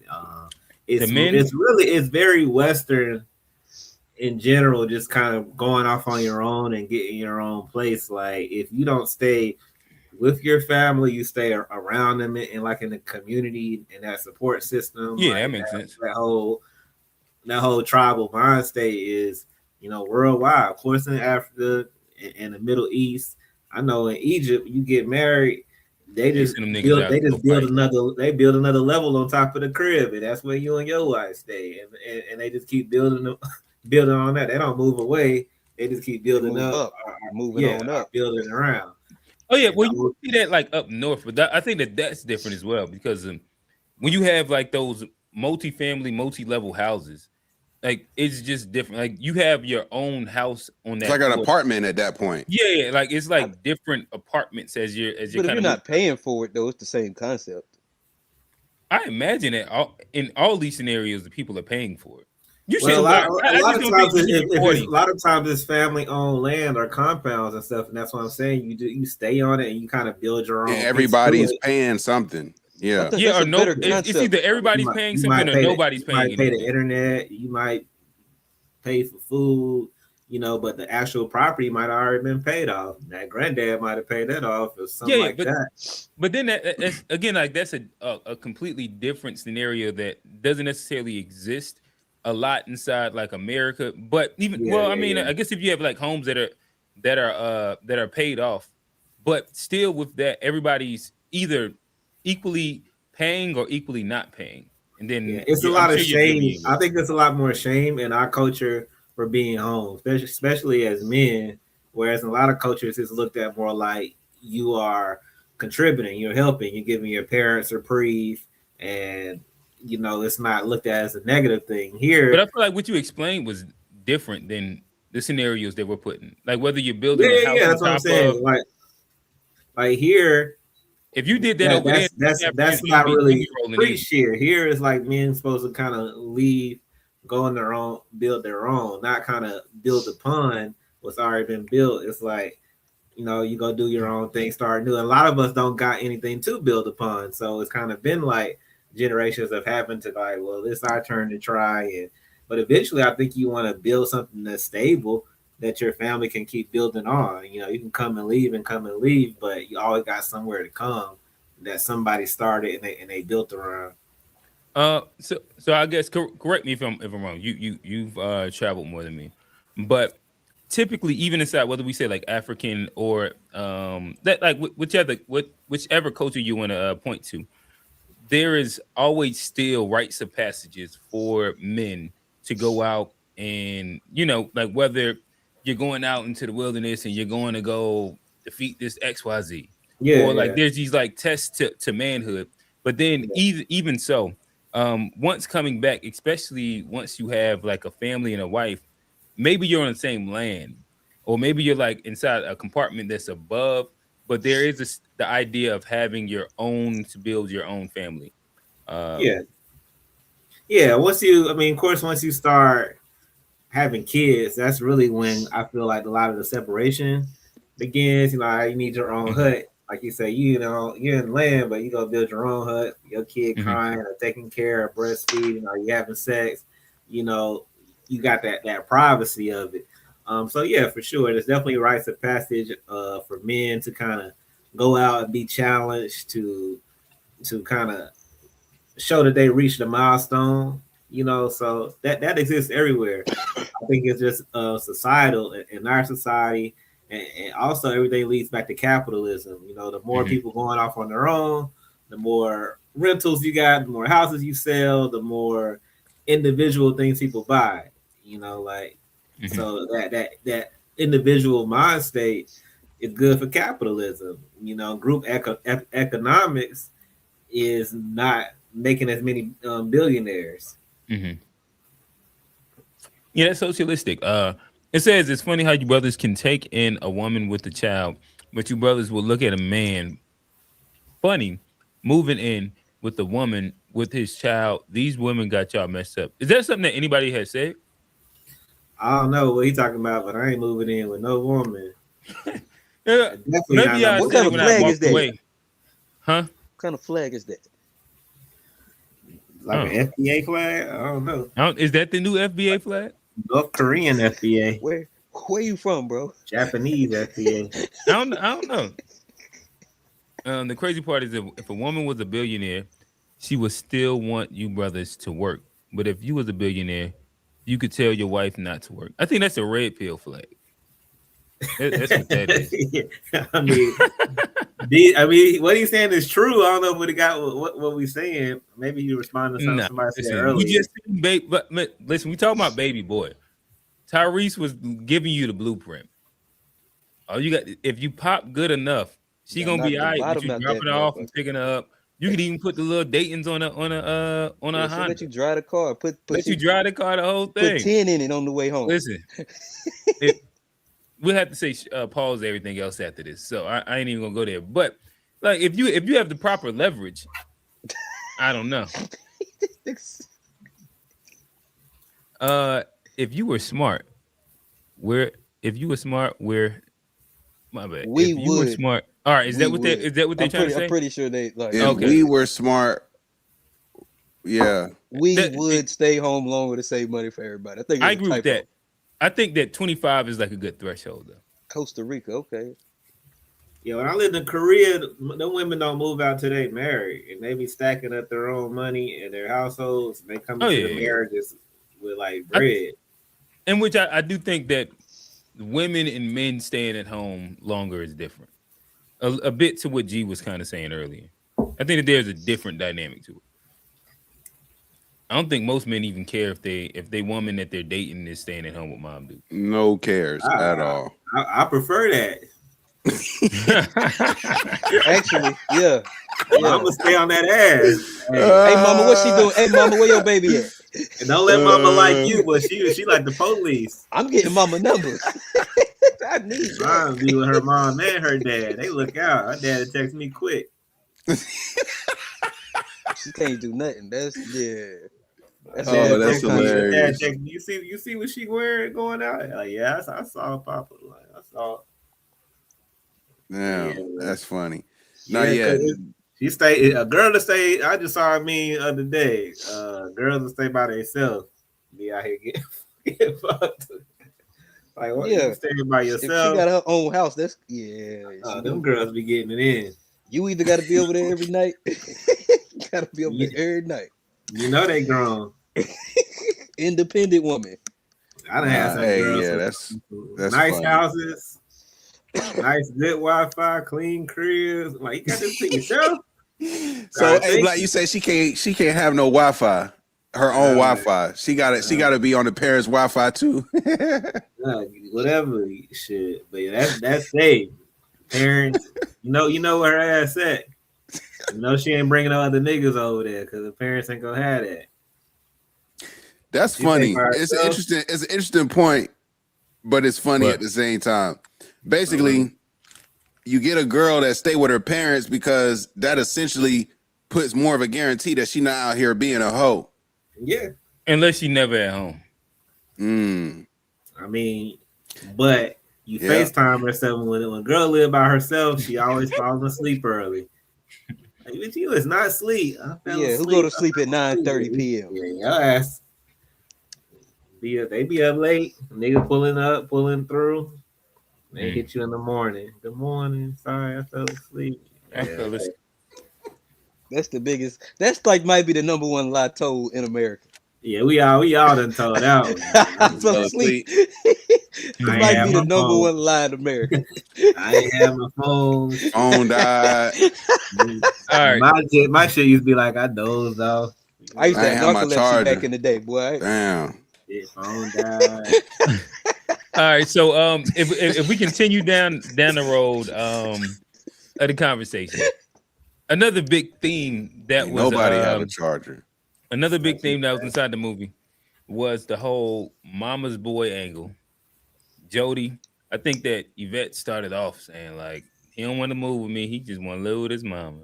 He a mama's boy, but it's all right, whatever. Which also bled itself into the overprotective son angle where, mama had to keep telling him, hey, mama need a life too. And insert Well, pause. But yeah, Melvin come pause. That's what happened. Y'all That's what understand what I'm No, saying? that's what, Melvin inserted Mel, himself for And he sure. came and also, he but came. And that's what happened. That's, hey man, hey Tyrese woke up and see that man cooking them eggs. all right. So Bruh, is there I some ain't truth to gonna. this angle? This idea that there's a lot of mama's boys inside the black community. This movie gave Mama Boy a bad name because this is a very this hits like the toxic extreme of both Mm-hmm. of like the boy who thinks he's the man of the house, so to Mm-hmm. speak, and gotta be with his mom, and the mom who like enabled the young boy to like have this position and keeps feeding into these things. So, you know, like you said earlier, can you ask Johnny like how many black men grow up without fathers? And so Mm-hmm. I think by just statistical preferences, you're gonna by default have a lot of quote unquote mama's boys because they growing up in single parent homes, or they growing up with big mama, or you know they growing up with these maternal figures without having the fathers in the household. So Okay. I do think just by nature of statistics of our community, that's what you often, you know, are gonna see. But Okay. this I'm not gonna say this level on baby boy isn't a real thing, because it definitely is. Mm-hmm. It's unfortunately too real of a thing, is what I'll say. It's probably a Mm-hmm. little too common in our community, Okay. particularly in the hood, single mom homes, younger parents, like particularly younger parents. I think too, like if you're a younger parent who doesn't have much resources, those moms tend to treat their sons like, oh, they're the man of the house, and that type of Is stuff. that the So my son is my king? Is that yeah. those Mm-hmm. moms? Okay. Okay. Mm-hmm. Mm-hmm. It's a little too prevalent in our community. Okay. Okay. Um, A Black, talk to us. I think I missed the question. Oh, The mama's boy slash overprotective son angle that the movie goes with, is that something that to this day is still a prevalent thing inside the black community, especially specifically with black men? oh yeah, for sure. I mean, we got a high rate of single mothers in our community. A lot of them single mothers to young boys, and I mean, and we see the same dynamic of them, you know, spoiling them, kind of in a lot of ways, accepting and enabling the traits that you know they don't in grown men, and Mm-hmm. giving the grace that they don't in grown men, and you know, it's that kid, but it's also like just a extension of their self, extension of their ego. So it's just like a lot of times the stuff that they do around it is, you know, more so for themselves, and they're not necessarily knowing that these are the right things is going to make this boy a man. So yeah, you got some real great single moms that you know that have dedicated their life to this shit now, and that's all they do.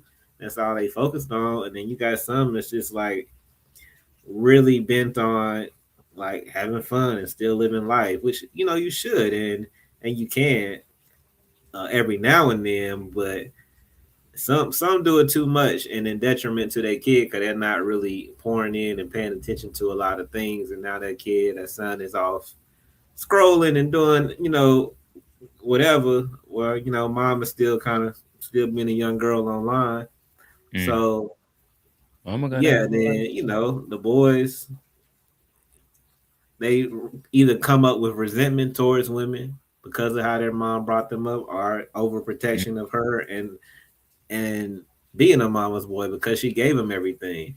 You know, she never told him no. So it's like, how could you not be a mama's boy? The only woman I know one woman that's always gonna be there for me, and and then a lot of those mothers when they don't have a man, a romantic partner, then they cherish that, like you know, knowing that he know I'm gonna be there for him, And so when another woman comes into his life, she ain't doing the best to facilitate that relationship because she's scared of losing him and being jealous and shit.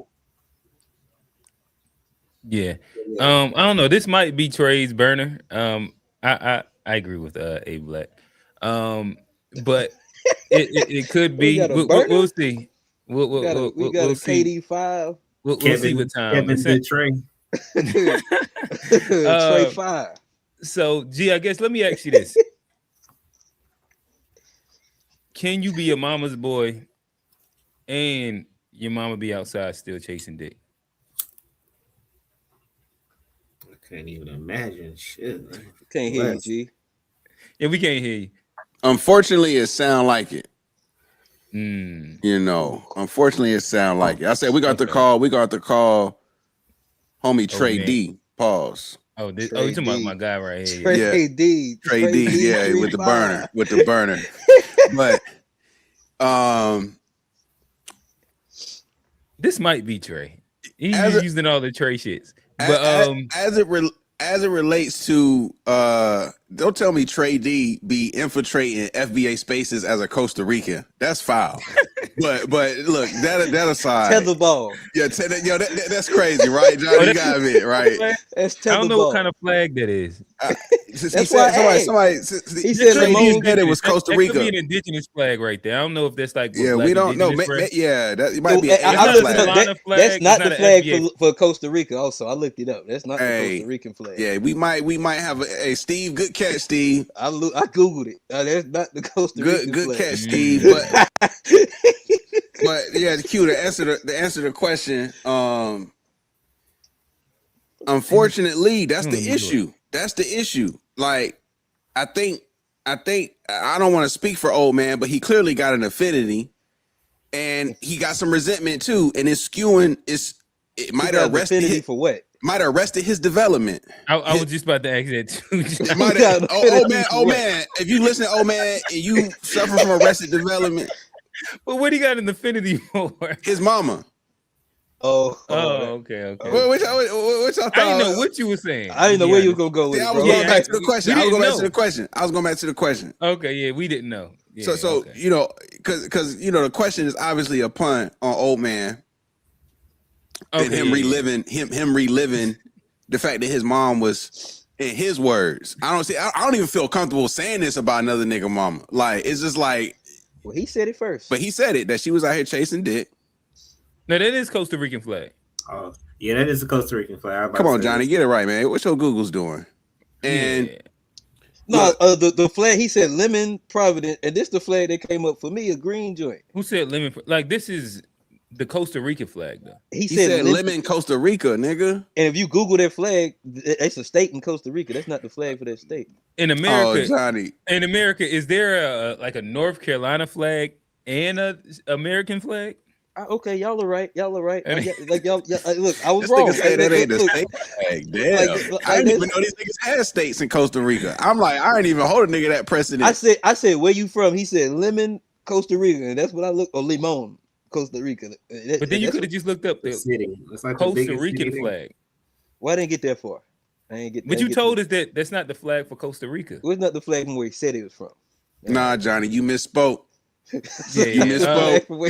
All right, so you misspoke. Yeah, you misspoke. You said you Googled the Costa Rican flag. He did say that, literally. Limon Costa Rican flag. I'll ask y'all Unc's question. He said, "Would you let your daughter marry a man who's always lived at home with his parents?" Hell nah. And I think that's the fair metric. Johnny, would you? Nah. No, you hell nah. No, my daughter. It's an absolute hell. Like how old are we talking? By the way, like we talking 35. about 35, right? Well, how rich are his parents? If they're 25 and he got that paper, come from a good family, all those kind of things, I might look at it differently.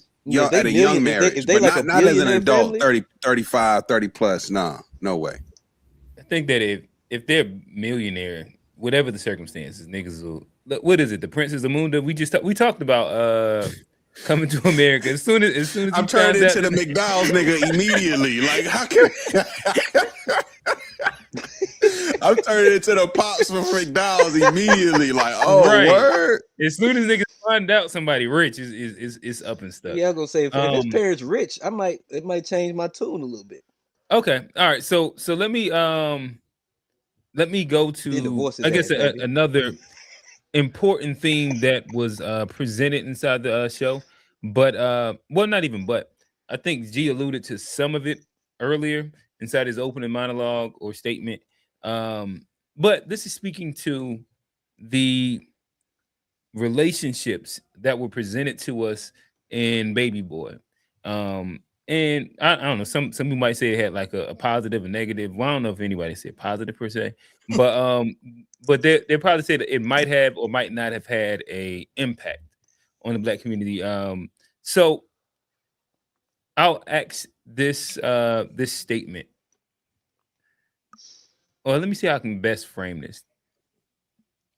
Do you think in Black culture then and or maybe now still, because I think that even maybe some of the red pill ideology and some things that we talked about last week actually is based off of this proposed principle.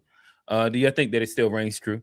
The idea that a woman's love is based off of how much she's willing to put up with from a man in a relationship. Is that something that y'all have ever thought or normalized? I'll start there. Nah, I mean, I've never really thought about that like deeply, but I mean, I think that's true for anybody. Like, I think if you love somebody, you'd be willing to like not necessarily go through abuse, but like the ups and downs of like being with somebody in their lowest Like point, willing and to then, be cheated on and taken back, and like that's what's romanticized to an extent inside this.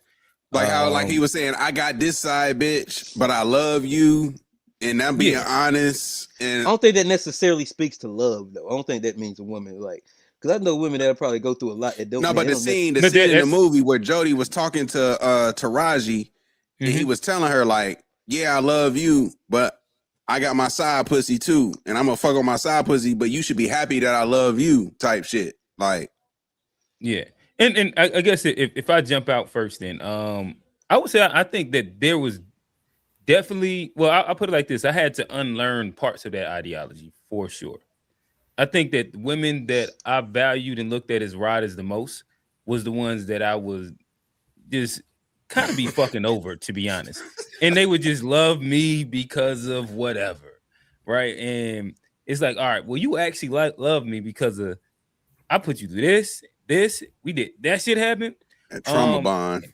yeah, but I think that even to this day, there's a remnants of for me that I I do think that the person that I would want to be with, I would want to go through some part, not the same roller coaster. Like in 20s, it was just like cheating on bitches and bitches knocking on your door and just all the crazy shit, but still go through something that is trying in the relationship before I'm fully committed to like believing you're the one.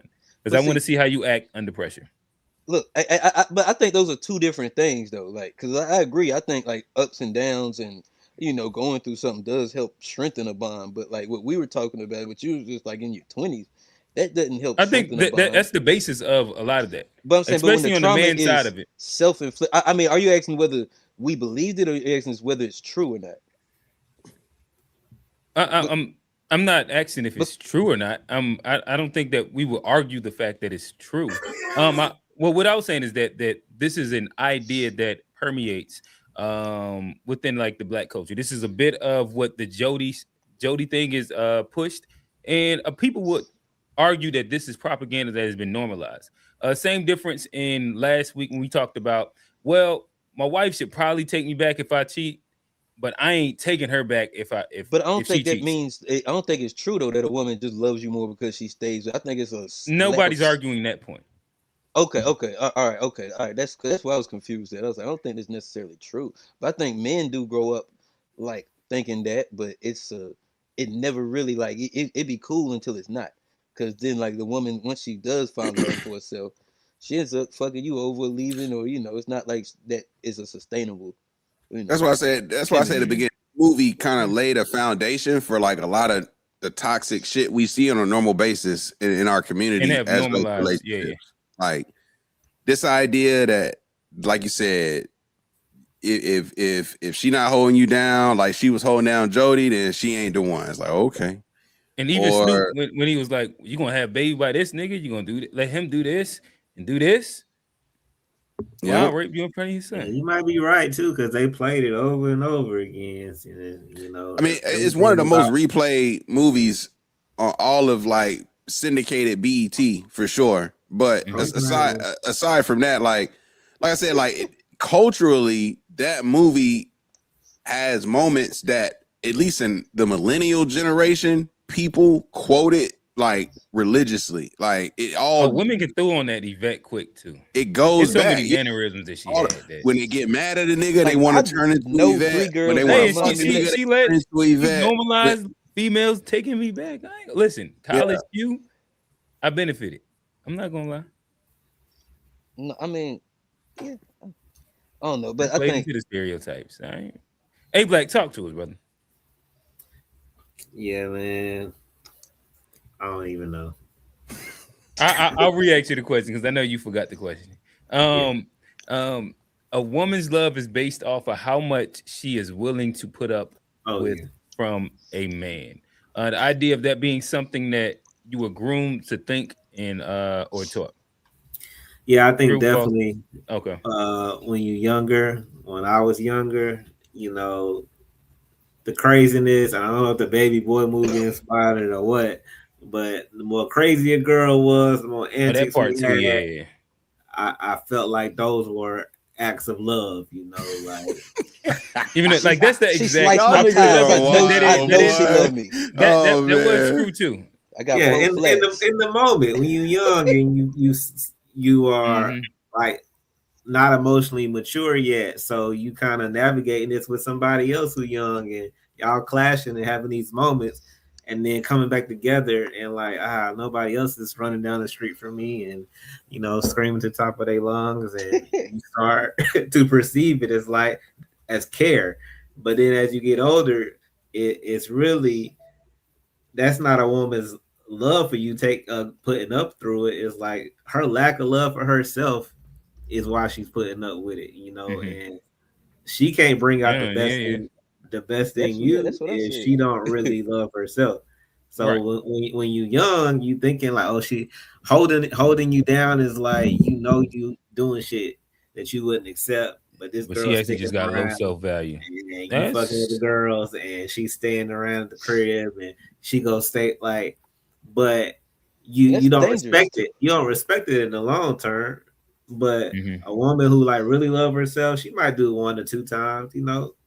But really dogging her out, a woman that love herself ain't putting up through it. So these chicks, you know, they be insecure and they choose the wrong guy and they try to kind of force it to be what it's not at the end of the day because every woman thinks that the exception. That's the woman's ego and shit. And a lot of time, them crazy women don't even really love you like that. It be a possessiveness. They just think Yeah, you're it's theirs, possession, it's ego. and Ego. they don't love you. They just love you as like you're the, like they love You a not person. leaving me, I'm leaving you. I'm Yeah, you you not cheating on me, you're not hurting me, I'm hurting you. That's Like why it's I the like ego. women, you know, this idea that you got to put them through everything is one thing. Like, don't get me wrong. Like, you want some seasoning in this, you want some spice in the couple mix. couple You need lies. something in the mix Yeah. because you don't, in my opinion, you don't want somebody who's not gonna never say nothing. That's just Not gonna interested. let you do any and everything. Like I need Not somebody interested. who Yeah, at I least ain't can speak up for themselves. You know what I'm saying? Um, but that said, I don't need a Carolina Reaper. I don't need that level of what's that mean? spice in Oh, my food. You feel me? Like I need a manageable level of spice. Man, you need a jalapeno. Yeah, a little jalapeno. Maybe we might even do a habanero every once in a while. You know, but we I call it friendly fire. It's like yeah, I don't need no everything habanero. we doing is Habanero kind of playful. hot. Like I'm as at long the as it's not point that like Reaper, man. As long as it's not I that don't Reaper. want Because no I reason. honestly I I don't need prefer none a of that woman shit. I'm gonna who be honest. has some kind of passion to her. I want to see a passion for something. Like whether it be like or something. Like what what's are you that mean? passionate about? Like whether it be like your like like you changing it. You changing like everything we talking about. We talking about like towards you and the spite. You talking about passion? no, like towards like a passion in a relationship. Like what? Like what you mean by that? So like okay, like so for example, passionate about you. Exactly. So for example, like if she really care about like for example, Meg the Stallion. No, that's too crazy. Soccer, like what are you talking about? That's like, Carolina Reaper. That's Carolina Reaper. Hold, let me get it out. Let me get it out. All right. So if what I'm saying is, let's say for example, like I want somebody who at least like so if her love language is quality time, for example, right? And I promise her I'm gonna spend some time, and I don't do it. I need you to at least like express. Like, I want to see that it matters that this didn't happen. Oh, you don't want no pushover. I definitely like you. Yeah, gotta, I agree with that. Yeah, you gotta at least like tell me or stand up for the things that you need in a relationship. Like I need that. I agree sort with of, that. Yeah, I'm not a mind reader. I don't want to read a mind. I rather like tell me the target because I'm gonna hit it. Pause. Like that's all I need. When you say shut up, you want her to shut up, right? I don't talk to women that way.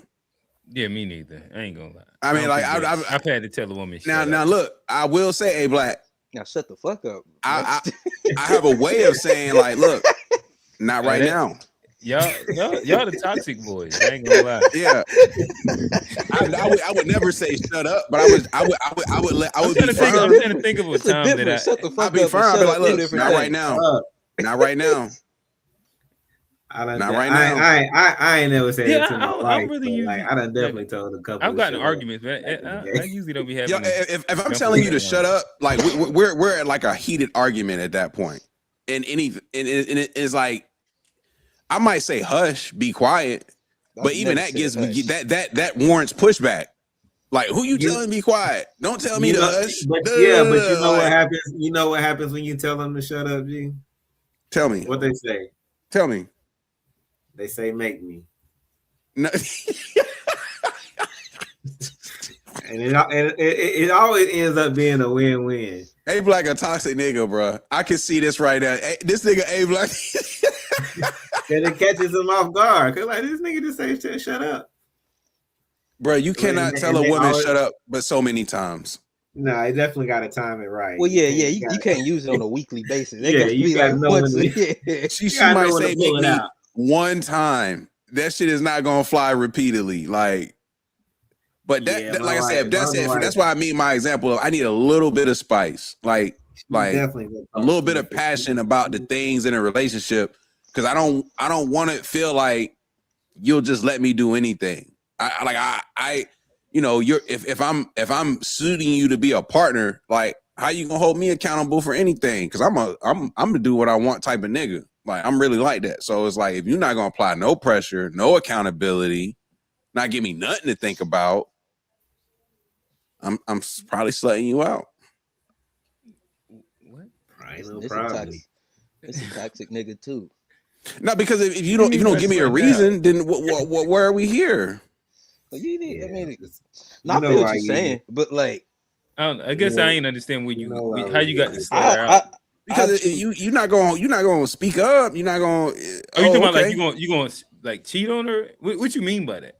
Yeah, I'm gonna do what I want. Are you gonna like slut her out? Like too bring quiet. other women in? Like what are you talking? If she don't speak up, I'm just gonna do what I want.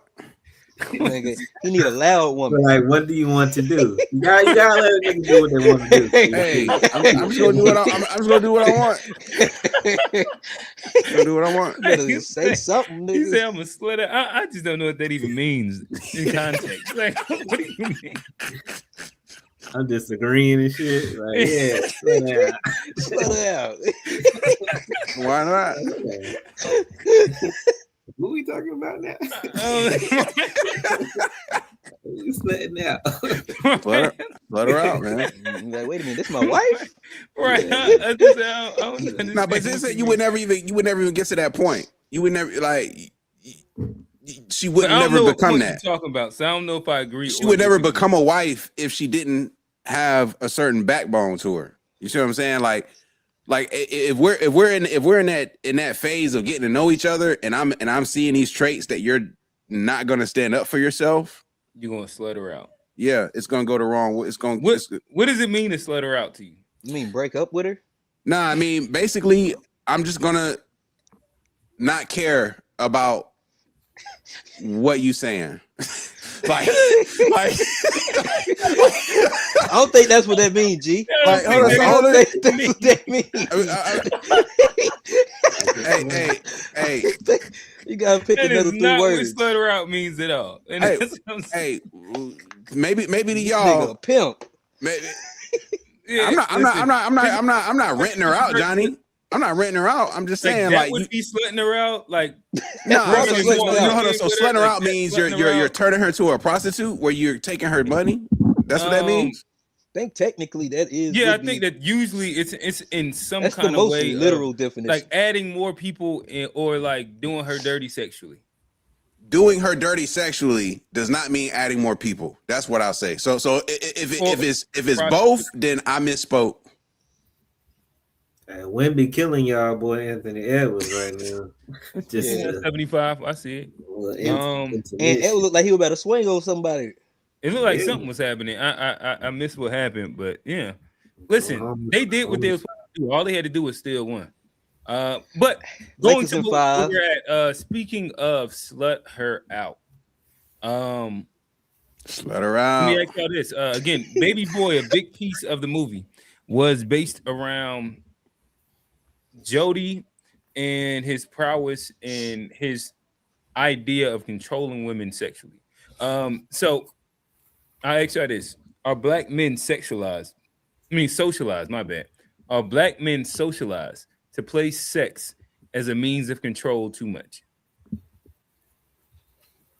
Too much. I mean, I don't know if it's a black man thing. I think it's just maybe just a men thing in general. But Well, do you think that black men specifically are already infantilized for quote unquote like being, I don't know, like sexual objects to women and or women of other races? yeah, I mean So it's already like an objectification to black men.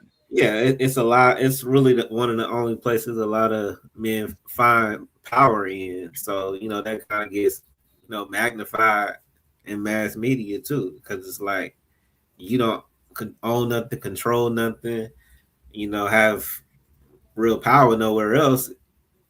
Your value becomes in like Step over the pussy. sexual ability and shit. So we've been made objects for a while, so transitioning into sexual objects was kind of a no-brainer, the men and the women. Okay. G, talk to her. And the question is, Are black men socialized to place sex as a means of control too much? 100%. 100%. We promote being womanizers and philanderers as a little too normal, in my opinion. And we glorify, we do glorify the bodies. We do. It's a thing. I think, I know being younger, at least at that generation, it was so many niggas lying on a meat cake, pause, just so they could look cool in a crowd. They haven't fucked nothing, but they gotta act like they didn't fuck something. So it's like, particularly for the younger crowd of our community, it is one of those things where it's an unfortunate status symbol for men. How many girls have you fucked? Did you get her to fuck? Yo, did you pop? Like all those things for young men are definitely What about as a means of control within a relationship? Like, so Jody, anytime, like you seen when he hit her, first thing he did was go down on her. When they was arguing, it ended up being like, that led right to makeup sex. A Black said, "I tell her shut up," because you know what that means. I agree. Niggas think that like that's the point of the relationship, to argue and fuck. And niggas will, I'm gonna say all, but there's a significant demographic of Negroes that will intentionally sign up for these toxic cycles so that they can have that kind of control in a relationship emotionally. And it's all sex driven. And the bitches call it dickmatized. So it's a real thing. They would acknowledge it too. Yeah, Dickmatized. Okay. Johnny, are you there? Johnny's not that's there. what most of them been dickmatized. Mhm. It's definitely a real thing. But yeah, it's like sex is the control, and it clearly works a lot. That's probably why these women be so mad all the time. Cause like, damn, I'm so smart. I got my own house, a degree, and all of this shit, and these niggas keep on fucking me. Like, so it's like they can't escape. Writing think pieces. I'm smart. My empowerment brunches, and the nigga at FedEx is still fucking me. You know, like finesse them. Should I met the nigga at Stats Club? You know, got the wings. Thought he had Hey, some money. is Onyx still like that in Charlotte, or is the run over? I mean, I think I wouldn't even know. It ain't even in my algorithm for real. Yeah, I can't I have no idea. I ain't in can't that. give an honest. It came up in a Be. random conversation the other day, and I was like, wait, I'm like, is that shit even still hitting like that? Like, is that, because that used to be the spot in the whole state, honestly. Like, that was the spot, Onyx in Charlotte, if I'm being honest. But That's you know, that was a random thought as we was talking about. Yeah, I ain't never really been a strip club nigga like that. The one time I went was my bachelor I'm party. not either, but I have been to And Onyx. seeing all them women standing around the section with the fan in one hand, and then they like look at you like what is that, like pigeons when you throw the breadcrumbs, and they Yeah. just want you to invite them into the section. But it was like 20 of them, and I was like, this is kind of nasty. It feels kind of like exploitative. Like they had the fan in one hand. Yeah, cute. Like, They're look, trying to say these. He said it feel kind of exploitative. yeah, Here we gotta say them. How did you get here? Oh Like, no, tell listen, me I about had a your life. homeboy that was like, hey, she got a degree. I was like, Yeah. no, wow. But no, like, ICP. I just wasn't like, I'm not a strip club guy, so I just don't be that interested. Nah, I But wasn't either. I used to just go for food mainly. I can if see I like the strip club can be fired with your old lady. You go with your old lady, that can be fun. But like me with a bunch of niggas, like, Yeah.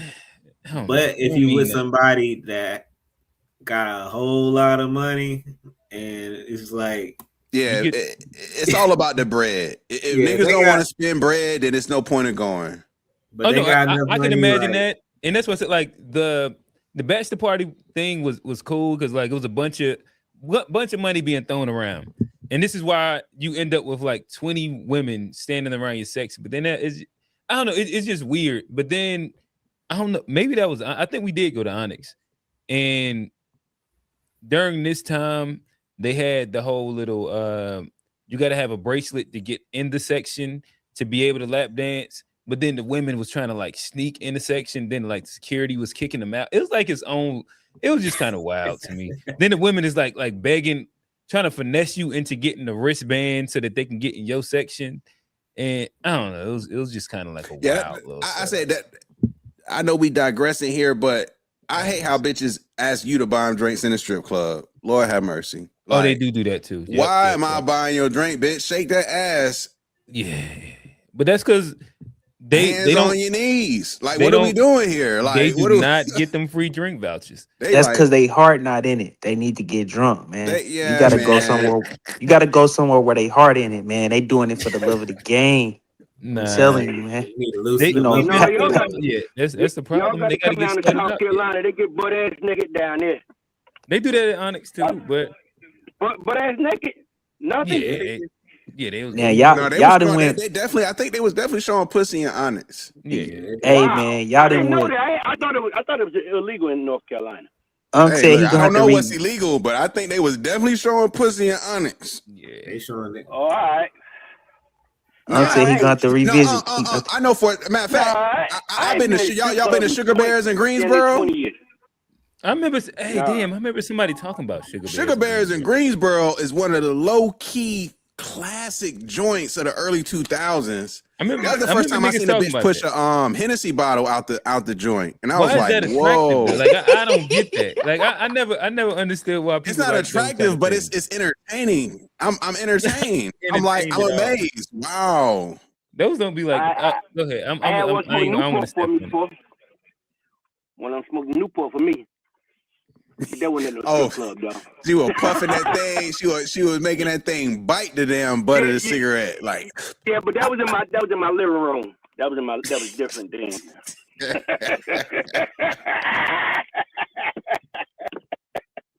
You this know, might be the same bitch travel all across North and South Carolina. I think hey, don't let me be the same bitch I see fucking smoking cigarettes out the JJ, man. It's probably the same one. nah, dog. She my age. This is when I was young. I was in my 20s then. So hell, that you wouldn't even look at this motherfucker now. If she my age, you got to look at her and say yuck.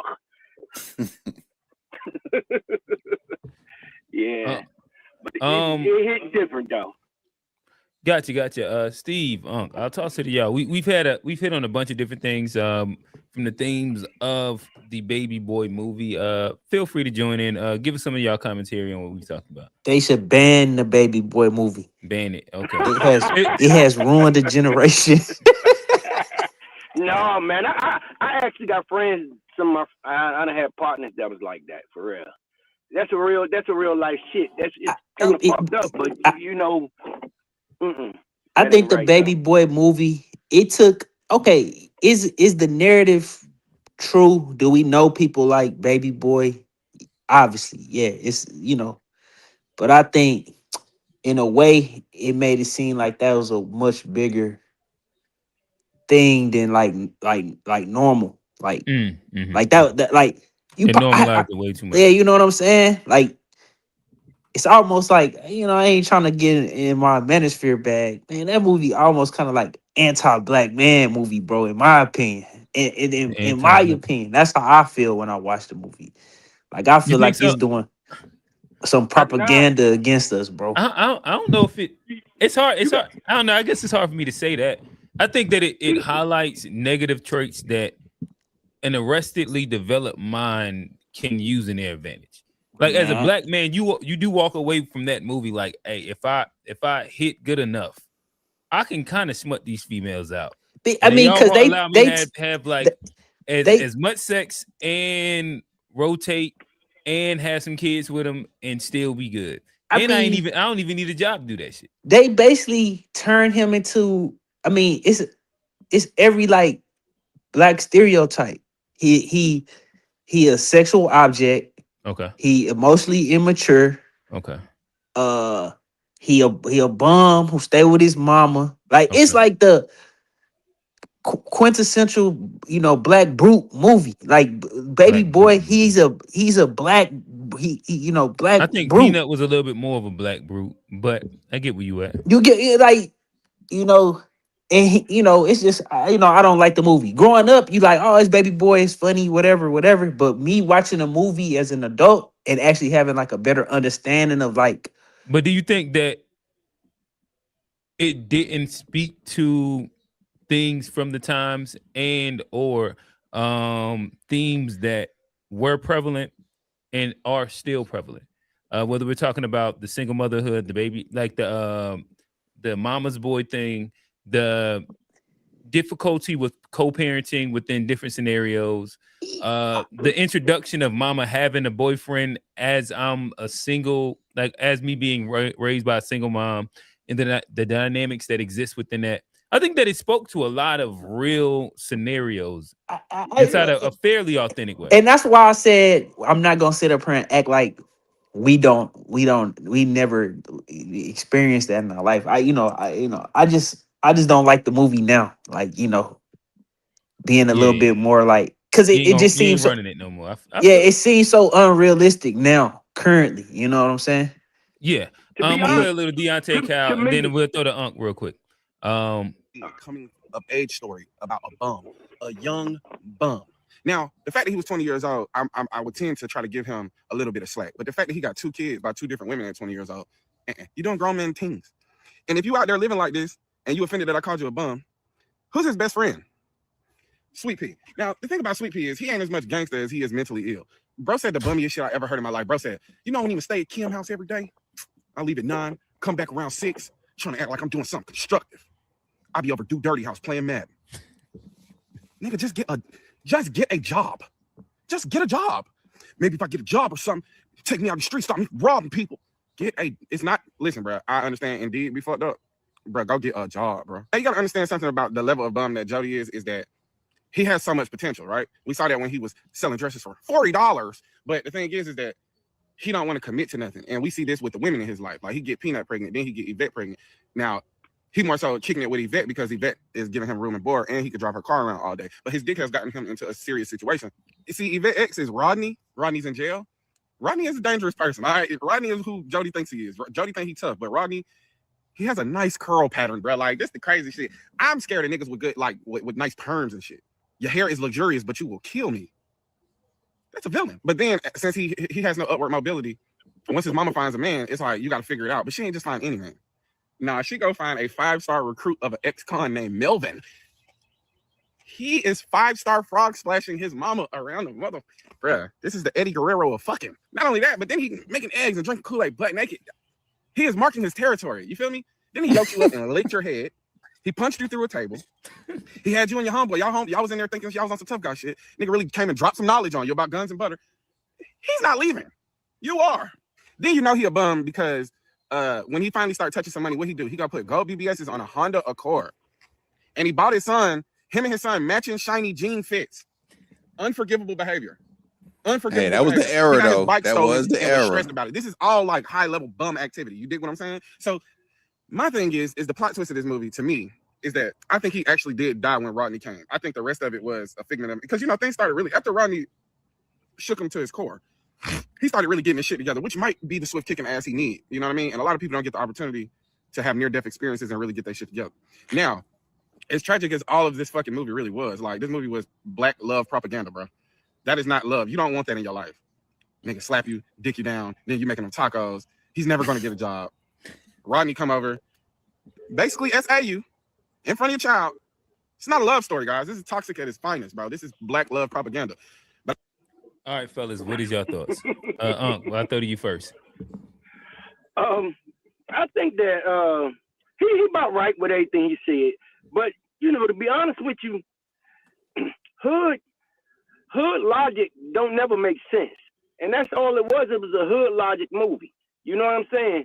Over-sexualized, all this stuff that's going on. You had the most women you had, the better you are as a man, this or that, whatever. But the whole key to it all is this right here, him not leaving the house, right? Him go stay with that girl. He's staying with her. She letting him stay with her. And then he had the other baby with the other girl and all that stuff. He never learned how to be a man. You'll never learn how to be a man. If you can't take care of yourself, how can you take care of family? It kind of didn't make sense, but you know what I'm saying? He was just learning on the job, I guess, you know. But that, to me, it just didn't make any sense. And mama sitting there and she babied them till she got some good enough dick that she didn't want him near no more. That's all that was. That's what it seemed like, to me at least. I don't know, I could be wrong, but that's what it seemed like to me. She put up with him till she found her some good enough dick to, you know what I'm saying, and that was gonna help her out. He bought that big TV for the house. That was it. Good dick and big TV. Put the sun out. Fair enough. Oh man, welcome to the show. My name is Debo today. Every time I come in, A Black go running. So you can call me Debo. Oh man.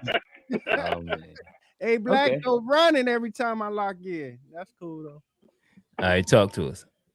I'm actually catching it later. I wasn't able to watch the catch up in Fast Play to watch the first 2 hours. So y'all just Okay, so I guess we'll just throw out to you. Does Baby Boy themes still exist today? Um, it's kind of what we've talked through.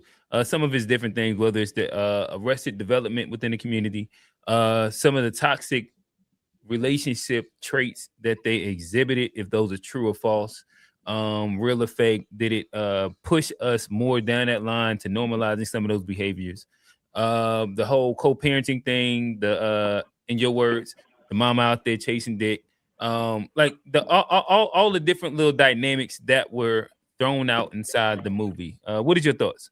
Shit, this has been existing for a long time, probably since the 50s, 60s, and it still exists, maybe even worse today, because now women can make money off of it, off of having babies. You can treat your kids as currency. So yeah, it's still happening. I believe I don't think these are themes out of just fairy tale. These are themes coming from real people's lives. So however ridiculous it is and screwed up it is what it is. And it's real life. So what can you do?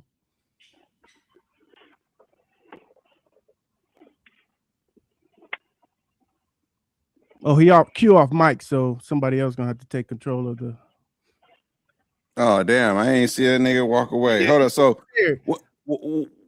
so hold up. So, oh man, like when it come to baby boy, you from the West Coast, right? Yeah, yeah. Like, how accurate of a depiction do you feel like this movie is for like because it's definitely like West Coast influence. We were talking about how this relates to the black community, but like as a nigga that grew up in California, how do you think this joint just speaks to that experience growing up? I mean, the most realistic experience of West Coast would be probably like the what was that movie called? The Wood, or am I saying it right? You remember, Steve, that one movie? Oh, The Wood was my shit. Yeah, The Wood is more like Yeah, yeah. I seen the Wood. yeah, that's like a real authentic West Coast movie. But Go ahead. I do think like some of the like because being like black people just speaking, is very different than other races where there's like this huge class stratification where it's not the same for black people because typically, even recently, like if you go, like I give you prime example, Dallas, the most richest black suburb in Dallas is right next to the hood. Like, you know what I'm saying? So like if you go look up the best black cities in America, this city in Dallas right next to the hood will pop up where the most black people live, but they also adjacent to this like poverty. So I think sometimes these black stories just make it seem like it's just destitute where black people live in. Like that's just not like reality. That's just not true. It's much more mixed, class amongst black people anyway. I ain't speaking for everybody else. Like than sometimes these movies depict. Like it was like everybody was poor down and out in that movie. Wasn't even like anybody of anything in any of his interactions the whole movie. Like some of this stuff is just like, we gotta accept it is a propaganda. Like, I forgot, that's how I feel about it. What I take from it, it's not even about like West. The overall theme is that he's living the life that he's seen, he grew up in. So like he's becoming the dudes that was just running up in his mom's house, and he's becoming that character.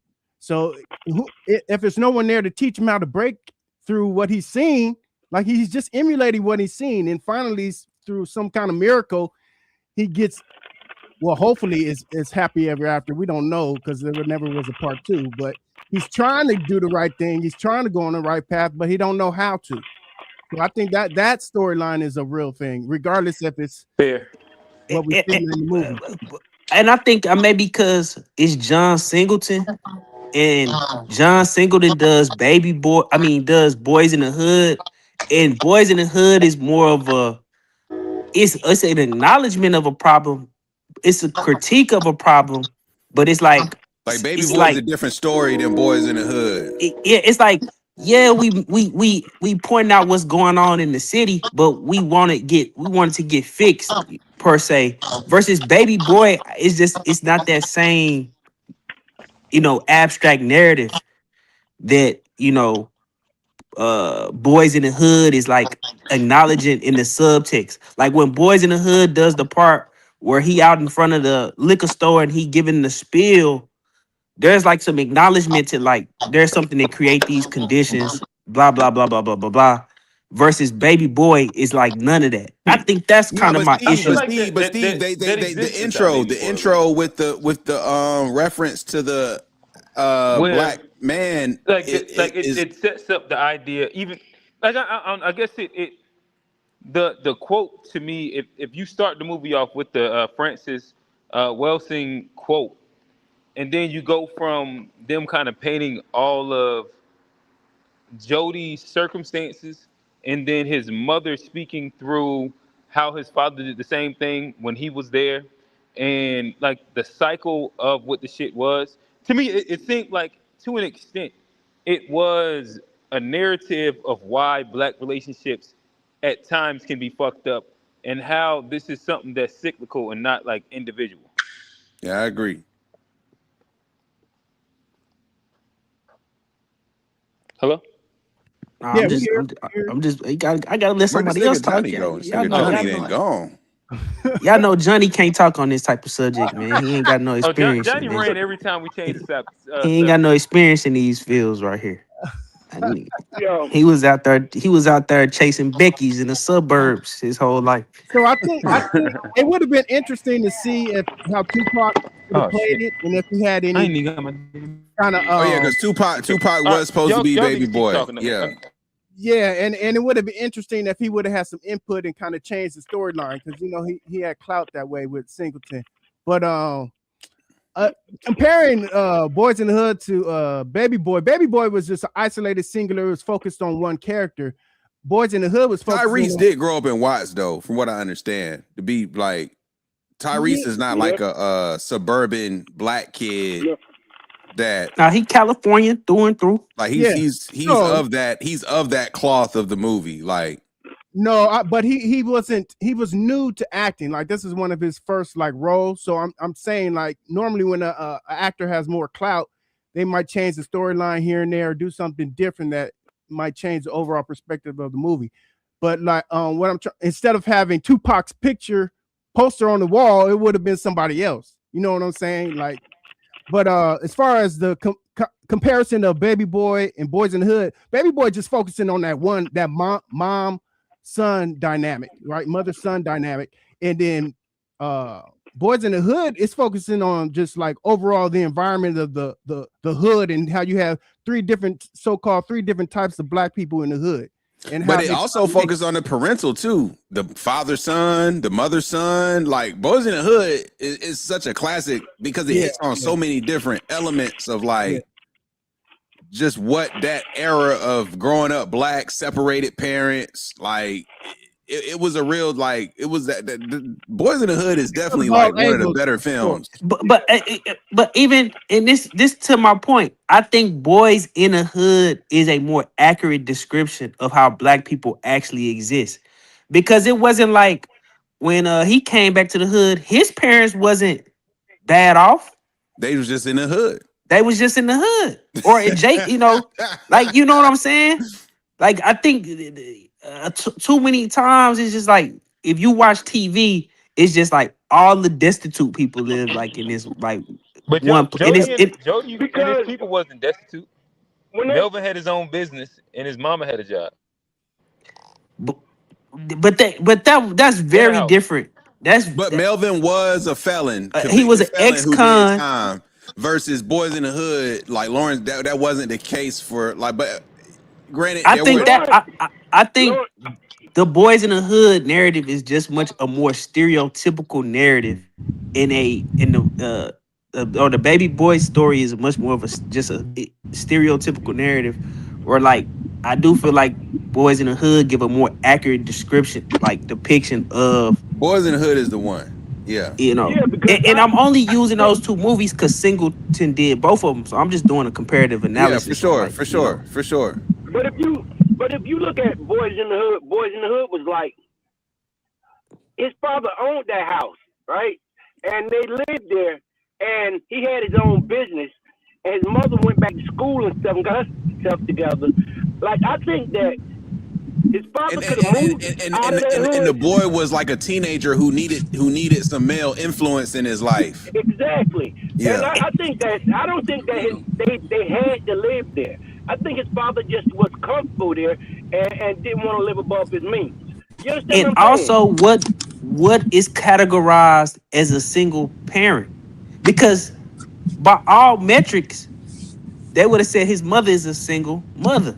No, she's a, in my opinion, if you don't have two parents living in the same household, then the parent is a single parent. But that's very different than like what we draw from the connotation of when we say somebody a single parent. We typically saying that Hold up. there's the way we use it colloquially. Most people use it to talk about as if there is no other parent. I'm gonna say this So if though, you baby boy is more realistic because it ain't too many black mamas giving up their sons to a daddy they ain't in a relationship with. That's not true. You know, I giving up I your know son and I, they have full child care and you on your own now. Nah, that I ain't. know But I know plenty of my oh man, friends look that at the raised their age. kids. Look at the age. Look at the age in Plenty which of my friends Hey, raised their kids. I didn't say I disagree with it. I think she made the right decision. Like, I bravo think to that her. I don't think that's uncommon in a community if there's an involved now look, if the father's not involved, that's a different story. But if you've got a proactive father who's in their child's life and then that child becomes of age and it's like it's time to go stay with your dad, I think that's not uncommon in our community. Yeah. Well, it's just uncommon in my experience because all the single, because you know, single women. Yeah, with I kids, mean, but I hang around with single women. but With kids. I but think it's oh man, what uncommon you to even describe? have an involved dad if we go to But that extent. Well, Like, but yeah. yeah, exactly, and it's like it depends on who those parents are. Because I definitely got friends who parents divorced or whatever the case may be, and you know they have a little status. And then when my friend got like 13, 14, 15, he had to go stay with his pops, you yeah. know, for a couple years. But but the class status of his parents was very different than like the Yeah. class status of a person who Well, never gonna stay with that's what I'm trying to they say. daddy. The dad that, like you said, I think Unc said it. The dad was just living in the hood because he wanted to, not because he had to. And same thing with the mom. The mom obviously was educated and well off. So that I haven't seen that scenario a lot, right? But you but And for a black woman to give up kids, like she gets money for those kids, so she's giving away money. So like the scenarios I've been part of, but this they but like giving up see, their free I do think for that money. we need to be realistic about what type of people are typically coming in contact with family court. Like yeah. it's typically a situation where when we hearing about all of this, you know, narrative in our communities, particularly, it's not typically upper middle class, the middle class black folk. We typically talking about people of a lower status. And when you asking the judge to make a determination on two people, and it's a father who ain't worth nothing and a mama who ain't worth nothing, the reality of it is the mama's gonna win out. Like, Yeah. like, I don't like, know cause though, this, because cause I don't, I only can pull from my experiences. All the single moms, they were working hard working. They weren't low class, poor, middle class. They was doing their thing.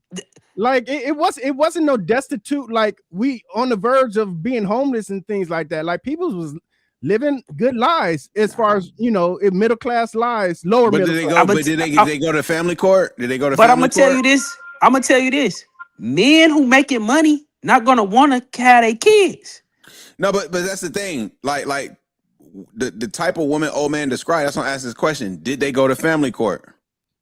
Sure, I don't know if all of them That's did, what but I'm saying. Like that's the difference. Oh, it's like the Yeah. women you're describing. 9 times out of 10, those are the They women went who family. don't put they baby daddy on child support, who don't try to make the system get involved in their family business. Like because they are well to do, because they got their own thing going, they're less likely to go the route of let me put this nigga on child support than a woman who doesn't have nothing going for them. But see, you have to understand Yeah, I this can too. see that. A lot of times when it comes down to a woman putting a man on child support, it's not because they want to put him on child support. It's because they went down there and probably got some state insurance or something like that, or some welfare or something like that. You have to put a man on child support when that happens. But if you don't never go down there and get assistance, you don't have to put a man on child support. Y'all can work it out together. But a lot of times they be spiteful, huh? A lot of times they just they do No, it. yeah. They do it because they know it's a twist of a knife. They know it's a direct shot to the nigga they hate. Like Revenge. I think most women go to court for child support not because they really looking for help for their child, because they want to stick it to the man they're dealing with.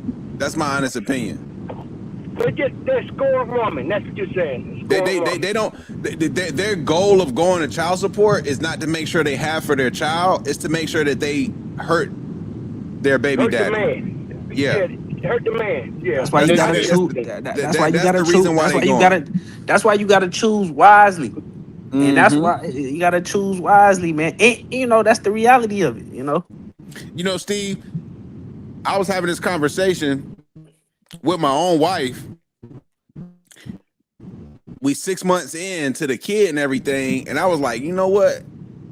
Like, the thing I'm really most grateful for is the partner in which I had the kid with, because if you was a bitch who made shit way more difficult than what it needed to be, like was one of those moms that didn't want to be involved with the kid and cause all these other kind of headaches and shit for me, like that would be a bummer.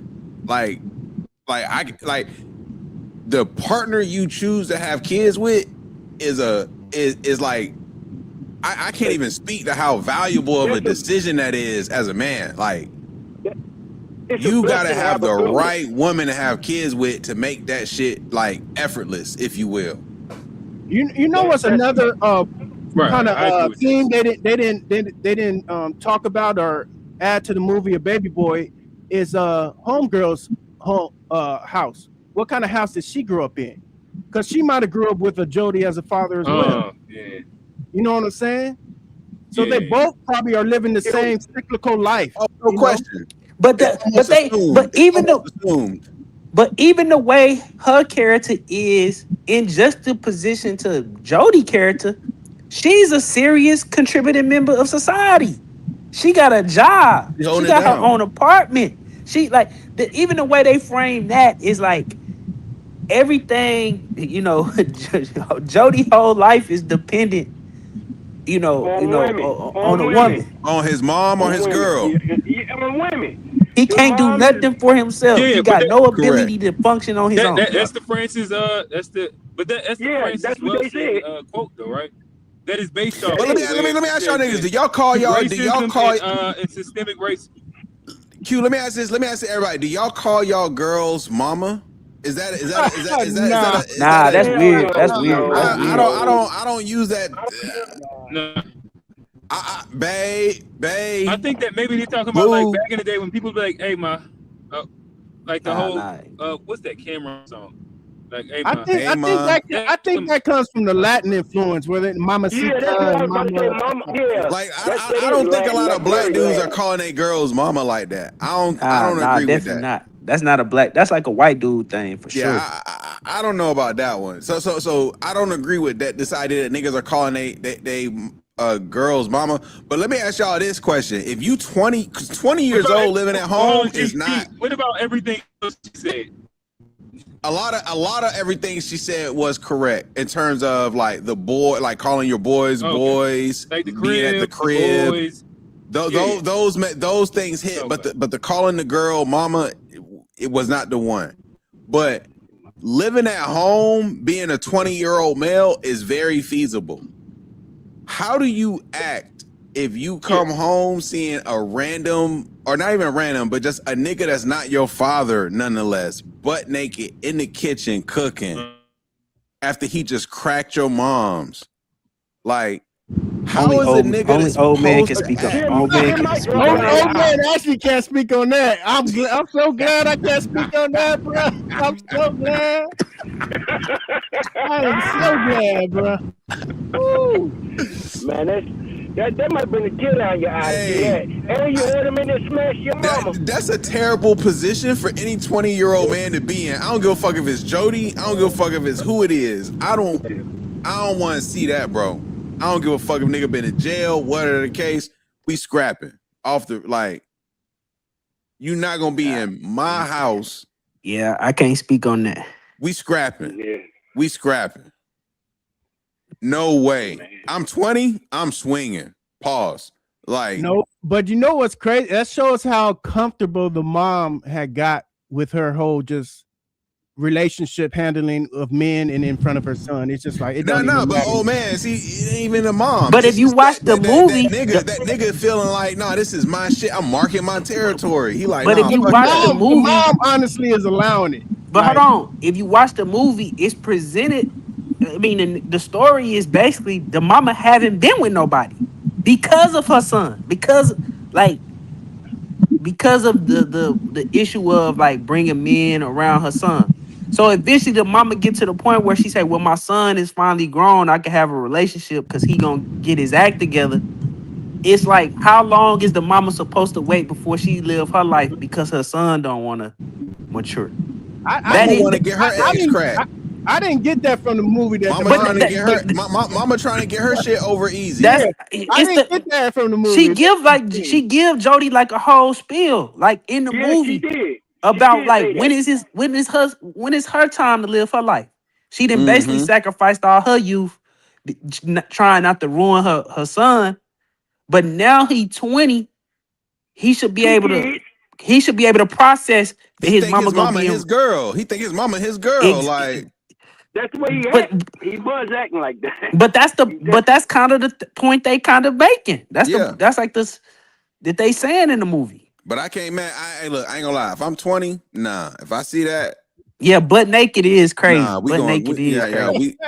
we Butt going And he naked is cooking crazy. crazy. eggs. We Hold going up. crazy. Hold on, We he got going a I'm talking he about crazy. he got a got his Johnson out by the Yo, eggs, and Johnson then out ask by you, the eggs and you shit. want That's some what I'm eggs? saying. Come on, yo, man. we going crazy. Hey, I'm gonna tell you I'm this. fucking this nigga up, man. No Hey, pause, even. this. I'm getting this nigga fried on the egg pan. Like, nigga, you got me fucked all the way up. You in here in my mama Hey, kitchen butt naked like this? Nah, you disrespectful. hey, all the old ladies just thought Ving Rhames was like the coke. My granny go crazy. See that nigga that scene on the TV. That Ving Rhames. My granny used to go crazy on that scene, man. I'd be That's like, Granny, you hilarious. tripping. Nah, I think, I don't know. I'm thinking And too no much into it. disrespect, no disrespect. I don't want to say this disrespectfully, but like most, I don't understand, but like my father's a convicted felon.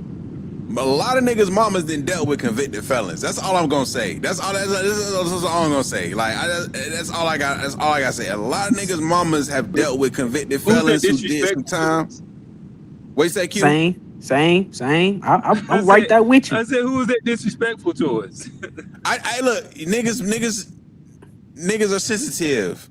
And they don't really lived experiences. So I don't know who we talking to. I don't know if we talking to the Rock Hill niggas or the real niggas. I don't know. Hey, what I got No, from that look, scene, what I hold got up from now. that scene, I live in Rock Hill now. Come on, bro. Don't do that to me. Don't do that to me now. what I got from that egg scene is that him and his mom, his mom and the boyfriend, they conspired, and he probably said, "I know how to get this nigga out of the house." They just went all out. That's what I got from the scene. It makes sense. That make a little bit more sense to me. Because the mom didn't know how to do it because she loved her son too much and she don't want to put him out in the street. But That's what I'm saying. Before she get with the Ving Rhames character, she don't have no men. Like it because of her son. Like she's intentionally Well, I don't do know. not get They involved said with that men because her son is around. the older brother died because of the son. I mean, the mama had a boyfriend last time. Yeah, that's what I was Out. saying. Like Like they told the story of her having other niggas, and that's how his brother died. Yeah, she was not celibate. but she had to put that thing on ice. But hold She had to on. put that thing on ice for a couple It years. was on But ice. It was in- on ice. They made it seem like he recently died to me. She had to get reborn, Oh man, well, regenerated. Oh man, no, yo. I mean, they could have been a little bit more discreet. They ain't have to come. He ain't have to come up there naked. But you know. No, I ain't gonna lie. Look. That's why I'd ask if you 20 years old and you see a grown ass man that's not your father, that's not the man of the house that you grew up with, just cooking in the kitchen, ass naked. Like, what 20-year-old is not going upside this nigga's head? Pause. Like, I'm sorry. Ain't nothing about going upside his head. I'm going crazy.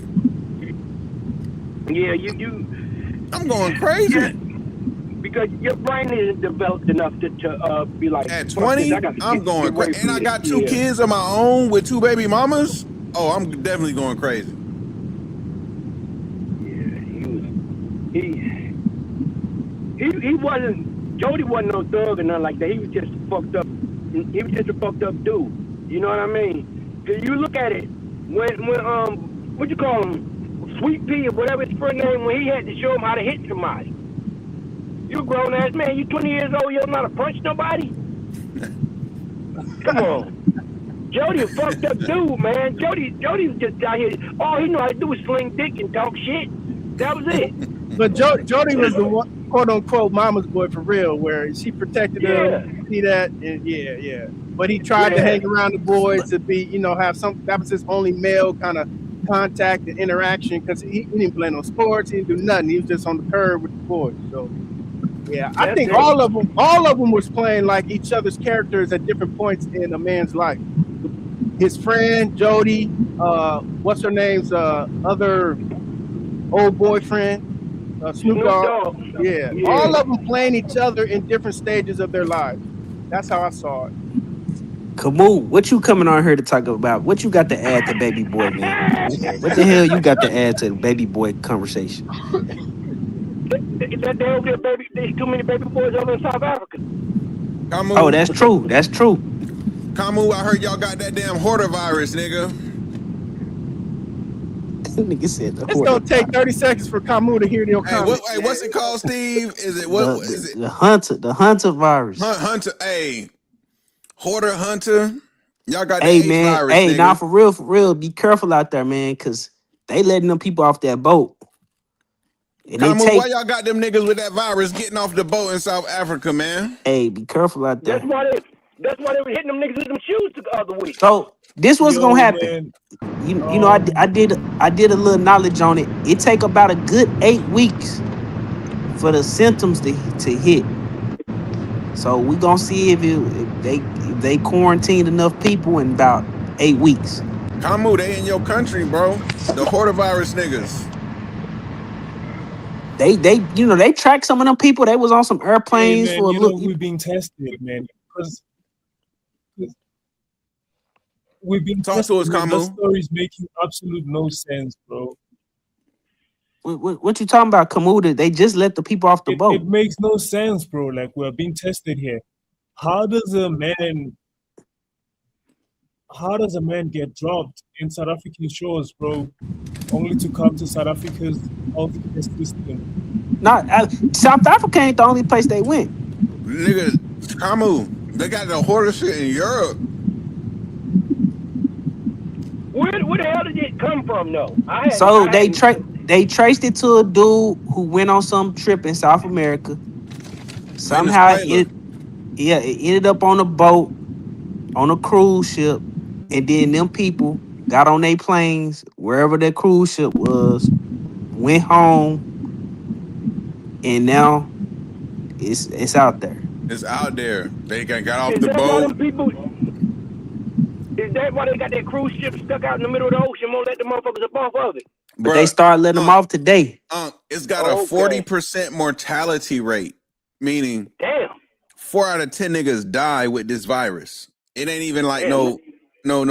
This ain't COVID. This some real shit. Hey, that's how I know we didn't come on no slave ships from Africa, man. Now, how we get on the FDA from this, man? No, because This come in the on, man. With all the technology, the big ass ships that we got, and the little ships they talk about how we and sardines all he's shoulder to shoulder, and nobody don't have no diseases. We come off the boat ready to work. Hell no, man. That shit is unbelievable. oh man, that's just the people survive. A lot of people die. A lot of people died in transit. They just threw them overboard. It's taking 2 months to get here. Shit. They threw a lot of people overboard. Oh man, tell them Camus. Tell them the history. Can you just Camus don't know the smell of that history. He damn ain't boat? even indigenous South African. He about to get put out of South Africa too. He don't know. Camus from South Africa. No, he ain't indigenous though. See, that's what we learned from Camus not too long ago. Camus is Bantu. Oh, okay. His people came down from where they come from. Camus, the Congo or something. Some shit. This So the nigga froze Congolese. or something. He can't even respond. That's Yeah, the Congolese. I ain't know that. You know who Yes, spoke that's what's been going on, Unc. You got about the this? South African settlers trying to kick out Ghanaians You know who- and no, Nigerians and beat wait. them up. Hold on, Camus. Oh, there you Camus, go ahead, There you go. Go ahead, go. There you go. I think his phone got the hunter virus. No, he got 30 seconds of a delay.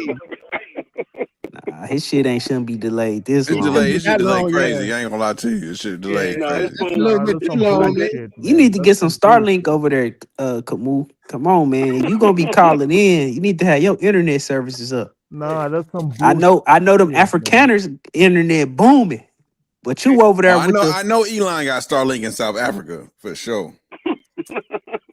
they got him over here on Metro PCS trying That's what I was to about to say. connect to the Wi-Fi. Q, you're gonna have to set up a Zoom for I can't Camus get no so he damn can sense. come in here. Anyway, shoot, it takes too long to wait for him to comment, man. Chill the conversation.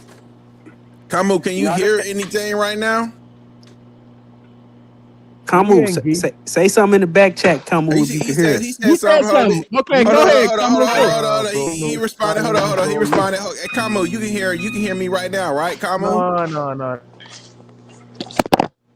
No. You can't hear? Hey, Camus, say one, just so we can see how long the delay is. Say one.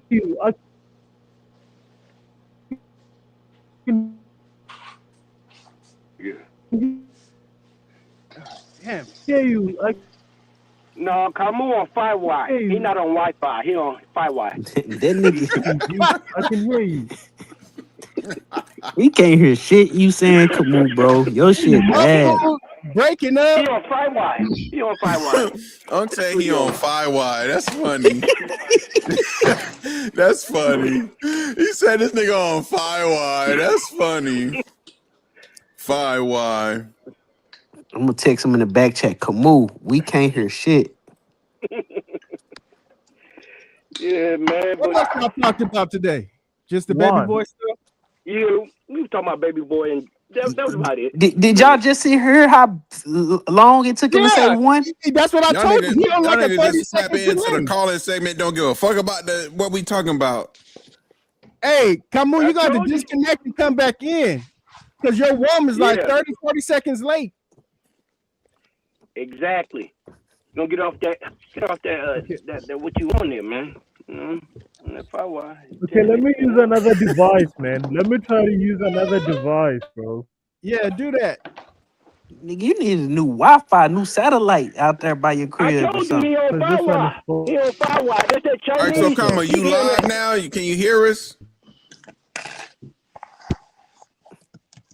He on that Firewire. Now he got to disconnect and come back. Damn, Kamu. Okay.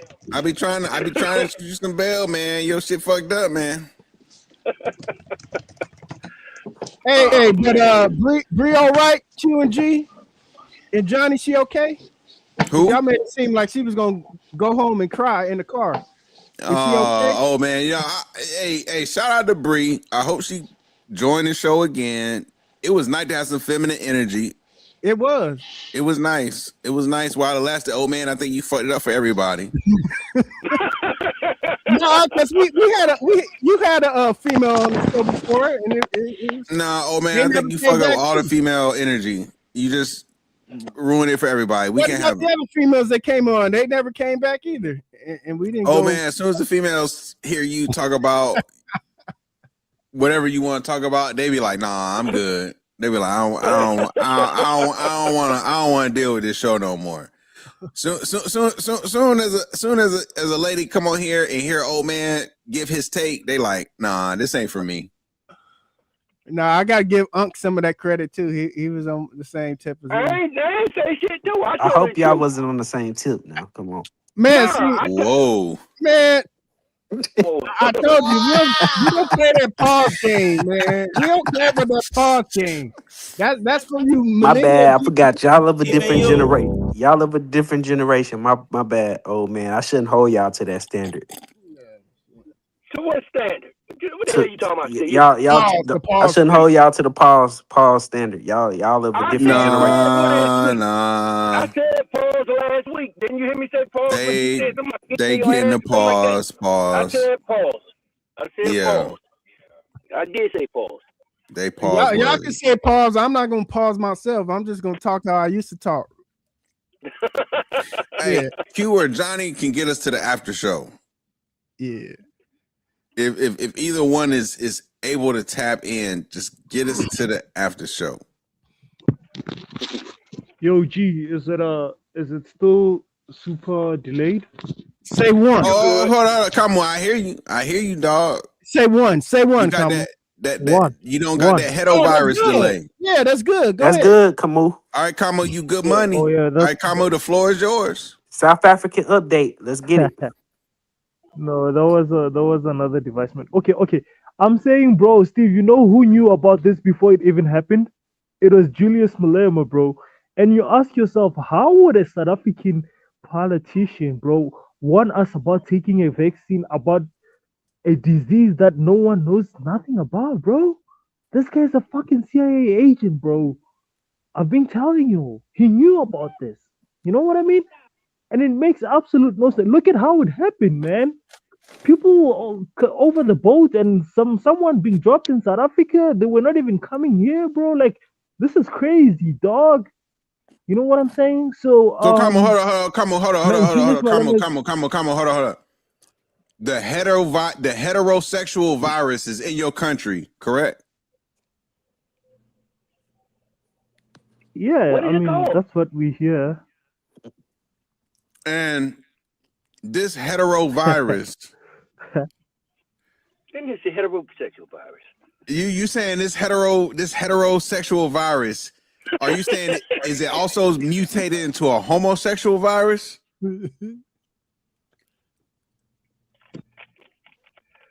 Hey man, hey man, look, yo, G, I don't know nothing about that, bro. I just knew that. I just knew that there was gonna be a virus coming to the country, and we will want to take vaccines by someone who's just a politician, bro. You know, Oh, so they told and y'all to I get y'all. know you wouldn't have Oh, they're such making y'all get information if you're not vaccines? working. Yep.